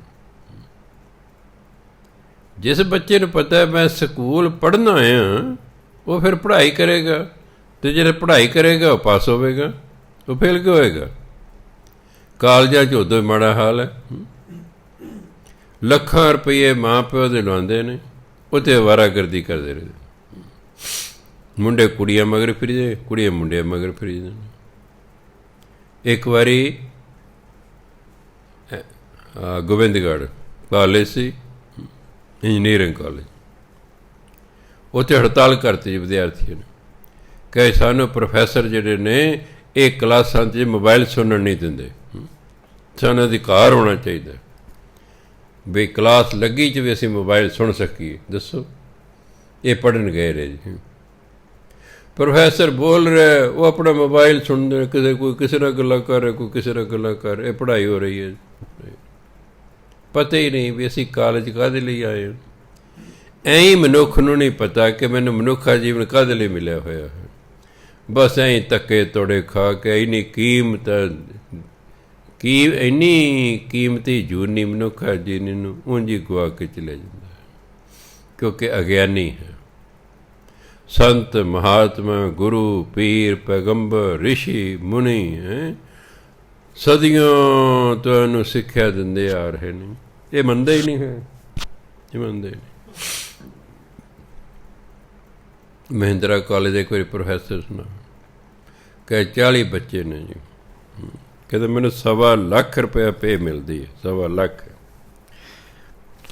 40 ਵਿਦਿਆਰਥੀਆਂ ਦੀ ਕਲਾਸ ਹੈ, 4 ਬੈਠੇ ਨੇ ਜੀ ਕਲਾਸ 'ਚ। ਕਹੇ ਦੱਸੋ ਮੈਂ ਕੰਧਾਂ ਨੂੰ ਪੜ੍ਹਾਵਾਂ। ਕਿ ਸਾਡਾ ਮਨ ਕਿੰਨਾ ਦੁਖੀ ਹੁੰਦਾ ਵੀ ਦੇਖੋ ਸਰਕਾਰ ਮੈਨੂੰ 1.25 ਲੱਖ ਰੁਪਇਆ ਪੇ ਦਿੰਦੀ ਹੈ, ਇਹ ਕਲਾਸ ਹੀ ਨਹੀਂ ਅਟੈਂਡ ਕਰਦੇ। 40 'ਚ ਸਿਰ 4 ਬੈਠੇ ਹੁੰਦੇ ਨੇ, 36 ਅਵਾਰਾਗਰਦੀ ਕਰ ਰਹੇ ਹੁੰਦੇ। ਵੀ ਤੁਸੀਂ ਪੜ੍ਹਨਾ ਆਇਓ ਕਿ ਇੱਥੇ ਅਵਾਰਾਗਰਦੀ ਕਰਨਾ ਹੋ। ਬਸ ਮਾਂ ਪਿਓ ਦੇ ਗਲ 'ਚ ਗੂਠਾ ਦੇ ਕੇ ਪੈਸੇ ਲਈ ਜਾਣੇ ਨੇ ਅਤੇ ਅਵਾਰਾਗਰਦੀ ਜੀ ਕਰੀ ਜਾਣੀ। ਐਂ ਹੀ ਮਨੁੱਖ ਹੈ, ਇਹਨੂੰ ਗਿਆਨ ਹੀ ਨਹੀਂ ਕਿ ਮੈਨੂੰ ਮਨੁੱਖਾ ਜੀਵਨ ਕਾਹਦੇ ਲਈ ਮਿਲਿਆ ਹੋਇਆ ਹੈ। ਅਗਰ ਬੱਚੇ ਨੂੰ ਗਿਆਨ ਹੋ ਜਾਏ ਕਿ ਮੈਂ ਕਾਲਜ ਕਾਹਦੇ ਲਈ ਆਇਆ, ਮੈਂ ਪੜ੍ਹਨ ਆਇਆ, ਤਾਂ ਫਿਰ ਪੜ੍ਹੇਗਾ ਉਹ। ਸਕੂਲ ਵਿਦਿਆਰਥੀ ਨੂੰ ਗਿਆਨ ਹੋ ਜਾਏ ਕਿ ਮੈਂ ਸਕੂਲੇ ਕਿਉਂ ਆਇਆ, ਮੈਂ ਪੜ੍ਹਨ ਆਇਆ, ਫਿਰ ਪੜ੍ਹੇਗਾ। ਇਸ ਤਰ੍ਹਾਂ ਮਨੁੱਖ ਨੂੰ ਗਿਆਨ ਹੋ ਜਾਏ ਕਿ ਤੂੰ ਮਨੁੱਖ ਕਿਉਂ ਬਣਾਇਆ ਗਿਆ, ਉਹ ਕਹੇਗਾ ਮੈਨੂੰ ਭਜਨ ਬੰਦਗੀ ਲਈ ਮਨੁੱਖ ਬਣਾਇਆ ਗਿਆ, ਉਹ ਭਜਨ ਬੰਦਗੀ ਕਰੇਗਾ। ਫਿਰ ਪਰ ਨਾ ਗਿਆਨ ਹੋਣ ਕਾਰਨ ਇਹ ਤਿੰਨੋਂ ਹੀ, ਕਿਆ ਸਕੂਲ ਵਾਲੇ, ਕਿਆ ਕਾਲਜ ਵਾਲੇ, ਕਿਆ ਮਨੁੱਖ, ਅਗਿਆਨੀ ਹੋਣ ਕਾਰਨ ਇਹ ਸਭ ਕੁਝ ਹੋ ਰਿਹਾ ਹੈ। ਬਾਣੀ ਸਾਨੂੰ ਗਿਆਨ ਦਿੰਦੀ ਹੈ ਕਿ ਮਨੁੱਖਾ ਜੀਵਨ ਮਿਲਿਆ ਹੈ, ਇਹ ਰੋਜ਼ ਰੋਜ਼ ਨਹੀਂ ਮਿਲਣਾ, ਇਹ ਵਾਰੀ ਵਾਰੀ ਨਹੀਂ ਮਿਲਣਾ, ਇਹ ਬੜਾ ਕੀਮਤੀ ਹੈ। ਜਿਵੇਂ 5-6 ਕੁੜੀਆਂ ਤੋਂ ਬਾਅਦ ਮੁੰਡਾ ਹੋਵੇ ਨਾ, ਫਿਰ ਮਾਂ ਪਿਓ ਪੁੱਛ ਕੇ ਦੇਖੋ ਮੁੰਡੇ ਦੀ ਕੀਮਤ ਦਾ, ਵੀ ਕਿੰਨੀ ਕੀਮਤ ਹੈ, ਕਿੰਨੀ ਕੀਮਤ। ਮੁੰਡਾ ਬਾਪ ਸਬਜ਼ੀ ਵੇਚਦਾ ਹੈ, ਗਰੀਬ ਹੈ, ਰੇਹੜੀ ਲਾਉਂਦਾ ਹੈ, ਮੁੰਡਾ ਕਹਿੰਦਾ 8ਵੀਂ 'ਚ ਪੜ੍ਹਦਾ, ਕਹਿੰਦਾ ਮੈਂ 25,000 ਵਾਲਾ ਮੋਬਾਈਲ ਲੈਣਾ। ਉਹ ਕਹਿੰਦੇ ਵੀ ਤੈਨੂੰ ਕਿੱਥੋਂ ਲੈ ਦਈਏ, ਕਹਿੰਦੇ ਨਹੀਂ ਤੇ ਫਿਰ ਮੈਂ ਨਹਿਰ 'ਚ ਡੁੱਬ ਕੇ ਮਰ ਜਾਵਾਂਗਾ। ਸਿਆਪਾ ਖੜਾ ਹੋ ਗਿਆ। ਨਾਲੇ ਪੈਸੇ ਦੇ ਰਹੇ ਨੇ ਮੋਬਾਈਲ ਵਾਲੇ ਨੂੰ ਮਾਂ, ਨਾਲੇ ਰੋ ਰਹੀ ਹੈ ਵੀ ਸਾਨੂੰ ਮਜਬੂਰੀ 'ਚ 25,000 ਦਾ ਮੋਬਾਈਲ ਲੈਣ ਲੱਗੇ, ਪਰਸੋਂ ਕੋਈ ਖੋ ਕੇ ਲੈ ਗਿਆ। ਚਲ ਜਾਵੇ, ਪਰਸੋਂ ਕੋਈ ਖੋ ਕੇ ਲੈ ਗਏ। ਇਹ ਗਿਆਨ ਹੀ ਨਹੀਂ। ਮੈਂ 8ਵੀਂ 'ਚ ਪੜ੍ਹਦਾ, ਗਰੀਬ ਹਾਂ, ਮੇਰੇ ਮਾਂ ਪਿਓ ਸਾਰ ਦਿਨ ਧੁੱਪੇ ਵਾਜਾਂ ਮਾਰਦੇ, ਸਬਜ਼ੀ ਲੈ ਲਓ, ਮੂਲੀਆਂ ਲੈ ਲਓ, ਫਲਾਨਾ ਲੈ ਲਓ, ਅਤੇ ਮੈਂ ਕੋਈ ਕਮਾਉਂਦਾ ਨਹੀਂ, ਕੁਛ ਕਰਦਾ ਨਹੀਂ ਹੈਗਾ। 25,000 ਦਾ ਮੋਬਾਈਲ ਲੈ ਰਿਹਾ, ਮਾਂ ਪਿਓ ਡਰ ਕੇ ਦੇ ਰਹੇ ਨੇ ਵੀ ਕਿਤੇ ਸੱਚੀ ਮਾਰੀ ਨਾ ਜਾਵੇ, ਕਿਉਂਕਿ ਧਰਮ 'ਚ ਵਿਸ਼ਵਾਸ ਨਹੀਂ ਹੈਗਾ। ਧਰਮ ਕਹਿੰਦਾ ਜਿੱਦੇ ਤੁਸੀਂ ਮਰਨਾ ਉਦੋਂ ਹੀ ਮਰਨਾ, ਉਦੋਂ ਪਹਿਲਾਂ ਤੁਸੀਂ ਨਹੀਂ ਮਰ ਸਕਦੇ। ਆ ਸਾਡੀ ਕਲੋਨੀ ਦੇ ਦੋਨੋਂ ਸੱਕੇ ਭੈਣ ਭਰਾਵਾਂ ਨੇ ਇਕੱਠਿਆਂ ਨਹਿਰ 'ਚ ਛਾਲ ਮਾਰੀ, ਮੁੰਡਾ ਮਰ ਗਿਆ, ਕੁੜੀ ਨੂੰ ਬਚਾ ਲਿਆ ਗਿਆ, ਕਿਉਂਕਿ ਕੁੜੀ ਨੇ ਅਜੇ ਨਹੀਂ ਸੀ ਮਰਨਾ। ਸਬੱਬ ਬਣ ਗਿਆ। ਮੁੰਡੇ ਦੀ ਆਈ ਹੋਈ ਸੀ, ਉਹ ਮਰ ਗਿਆ, ਕੁੜੀ ਦੀ ਅਜੇ ਆਈ ਹੋਈ ਨਹੀਂ ਸੀ, ਉਹ ਬਚ ਗਈ। ਐਵੇਂ ਨਹੀਂ ਜਵਾਕੋ ਤੋਂ ਡਰੀਦਾ ਹੁੰਦਾ, ਮੈਂ ਨਹਿਰ ਛਾਲ ਮਾਰਦਾ, ਗੱਡੇ ਜਾ, ਕੱਲ੍ਹ ਨੂੰ ਕੀ ਮੈਂ ਅਜੇ ਜਾ ਛਾਲ ਮਾਰ, ਜਾ ਭੱਜ, ਦਫਾ ਹੋ ਜਾ। ਜੇ ਉਹਨੇ ਮਰਨਾ ਫਿਰ ਮਾਰੀ ਜਾਣੇ, ਨਹੀਂ ਮਰਨਾ ਤਾਂ ਜੇ ਛਾਲ ਮਾਰੇਗਾ ਵੀ ਉਹ ਕੋਲ ਹੀ ਖਲੋਤੇ ਦੇ ਨਾਲ ਹੀ ਉਹਨੇ ਛਾਲ ਮਾਰਨੀ, ਬਾਹਰ ਕਰ ਲੈਣਾ। ਐ ਨਹੀਂ ਜਵਾਕਾਂ ਤੋਂ ਡਰੀਦਾ ਹੁੰਦਾ। ਇਹ ਤਾਂ ਜਦੋਂ ਪਤਾ ਲੱਗ ਗਿਆ ਵੀ ਹਾਂ ਮਾਂ ਪਿਓ ਡਰ ਗਏ, ਫਿਰ ਕੱਲ੍ਹ ਨੂੰ ਕਹਿਣਗੇ ਮੈਨੂੰ ਦੁੱਖ ਕਰਨ ਵਾਲਾ ਮੋਟਰਸਾਈਕਲ ਚਾਹੀਦਾ, ਮੈਨੂੰ ਪਰ ਫਲਾਣਾ ਚਾਹੀਦਾ ਹੈ। ਐਵੇਂ ਨਹੀਂ ਜਵਾਕਾਂ ਤੋਂ ਡਰੀਦਾ। ਸੋ 2-4 ਰਖੜੇ ਮਾਰਨੇ ਚਾਹੀਦੇ ਨੇ ਕਿ ਤੇਰੀ ਮੰਗ ਨਜਾਇਜ਼ ਹੈ, ਤੇਰੀ ਨਜਾਇਜ਼ ਮੰਗ ਪੂਰੀ ਨਹੀਂ ਕੀਤੀ ਜਾਵੇਗੀ। ਹਾਂ, ਮੰਗ ਜਾਇਜ਼ ਹੈ ਅਤੇ ਤੁਹਾਡੇ ਕੋਲ ਪੈਸੇ ਨੇ, ਫਿਰ ਜ਼ਰੂਰ ਲੈ ਦੇਣੀ ਚਾਹੀਦੀ ਚੀਜ਼। ਬੱਚੇ ਦੀ ਮੰਗ ਜਾਇਜ਼ ਹੈ ਅਤੇ ਤੁਸੀਂ ਉਸ ਨੂੰ ਪੂਰੀ ਕਰ ਸਕਦੇ ਹੋ, ਅਤੇ ਫਿਰ ਉਹਦੀ ਪੂਰੀ ਕਰ ਦਿਓ। ਅਗਰ ਤੁਹਾਡੇ ਕੋਲ ਪੈਸੇ ਹਨ ਪਰ ਬੱਚੇ ਦੀ ਮੰਗ ਜਾਇਜ਼ ਨਹੀਂ ਹੈ, ਨਹੀਂ ਮੰਨਣੀ, ਨਹੀਂ ਤਾਂ ਫਿਰ ਹਰ ਵਾਰੀ ਤੁਹਾਡੇ ਤੋਂ ਮਨਾਉਣੀ ਸ਼ੁਰੂ ਕਰ ਦੇਗਾ। ਮੈਂ ਛੋਟੇ ਬੱਚਿਆਂ ਨੂੰ ਦੇਖਿਆ, ਤੁਸੀਂ ਉਹਦੀ ਗੱਲ ਨਾ ਮੰਨੋ, ਧਰਤੀ 'ਤੇ ਲੇਟਣਾ ਸ਼ੁਰੂ ਕਰ ਦੇਗਾ। ਕੋਈ ਤਮਾਸ਼ਾ ਵੇਖਣਾ ਛੋਟੇ ਬੱਚਿਆਂ ਦਾ, ਉਹ ਵਿਦਰੋਹ ਕਰ ਰਿਹਾ ਹੈ, ਧਰਤੀ 'ਤੇ ਲੇਟ ਰਿਹਾ ਹੈ, ਵੀ ਮੇਰੇ ਹੱਕ ਇੱਥੇ ਰੱਖ। ਮਾਂ ਪਿਓ ਜਿਹੜਾ ਹੈ ਪੁੱਛ ਲੈ ਕੇ ਨੇ, ਕੋਈ ਨਹੀਂ ਤੈਨੂੰ ਲੈ ਦਿੰਦੇ, ਉਹਨੂੰ ਫਿਰ ਆਦਤ ਪੈ ਜਾਂਦੀ, ਅੱਛਾ ਵੀ ਹਾਂ ਇਹ ਐਂ ਮਿਲੂਗਾ।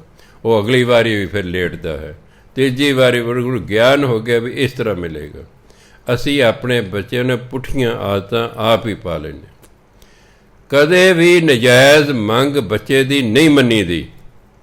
ਉਹਨੂੰ ਬੜੇ ਪਿਆਰ ਨਾਲ ਕਹੋ ਵੀ ਤੇਰੀ ਮੰਗ ਠੀਕ ਨਹੀਂ।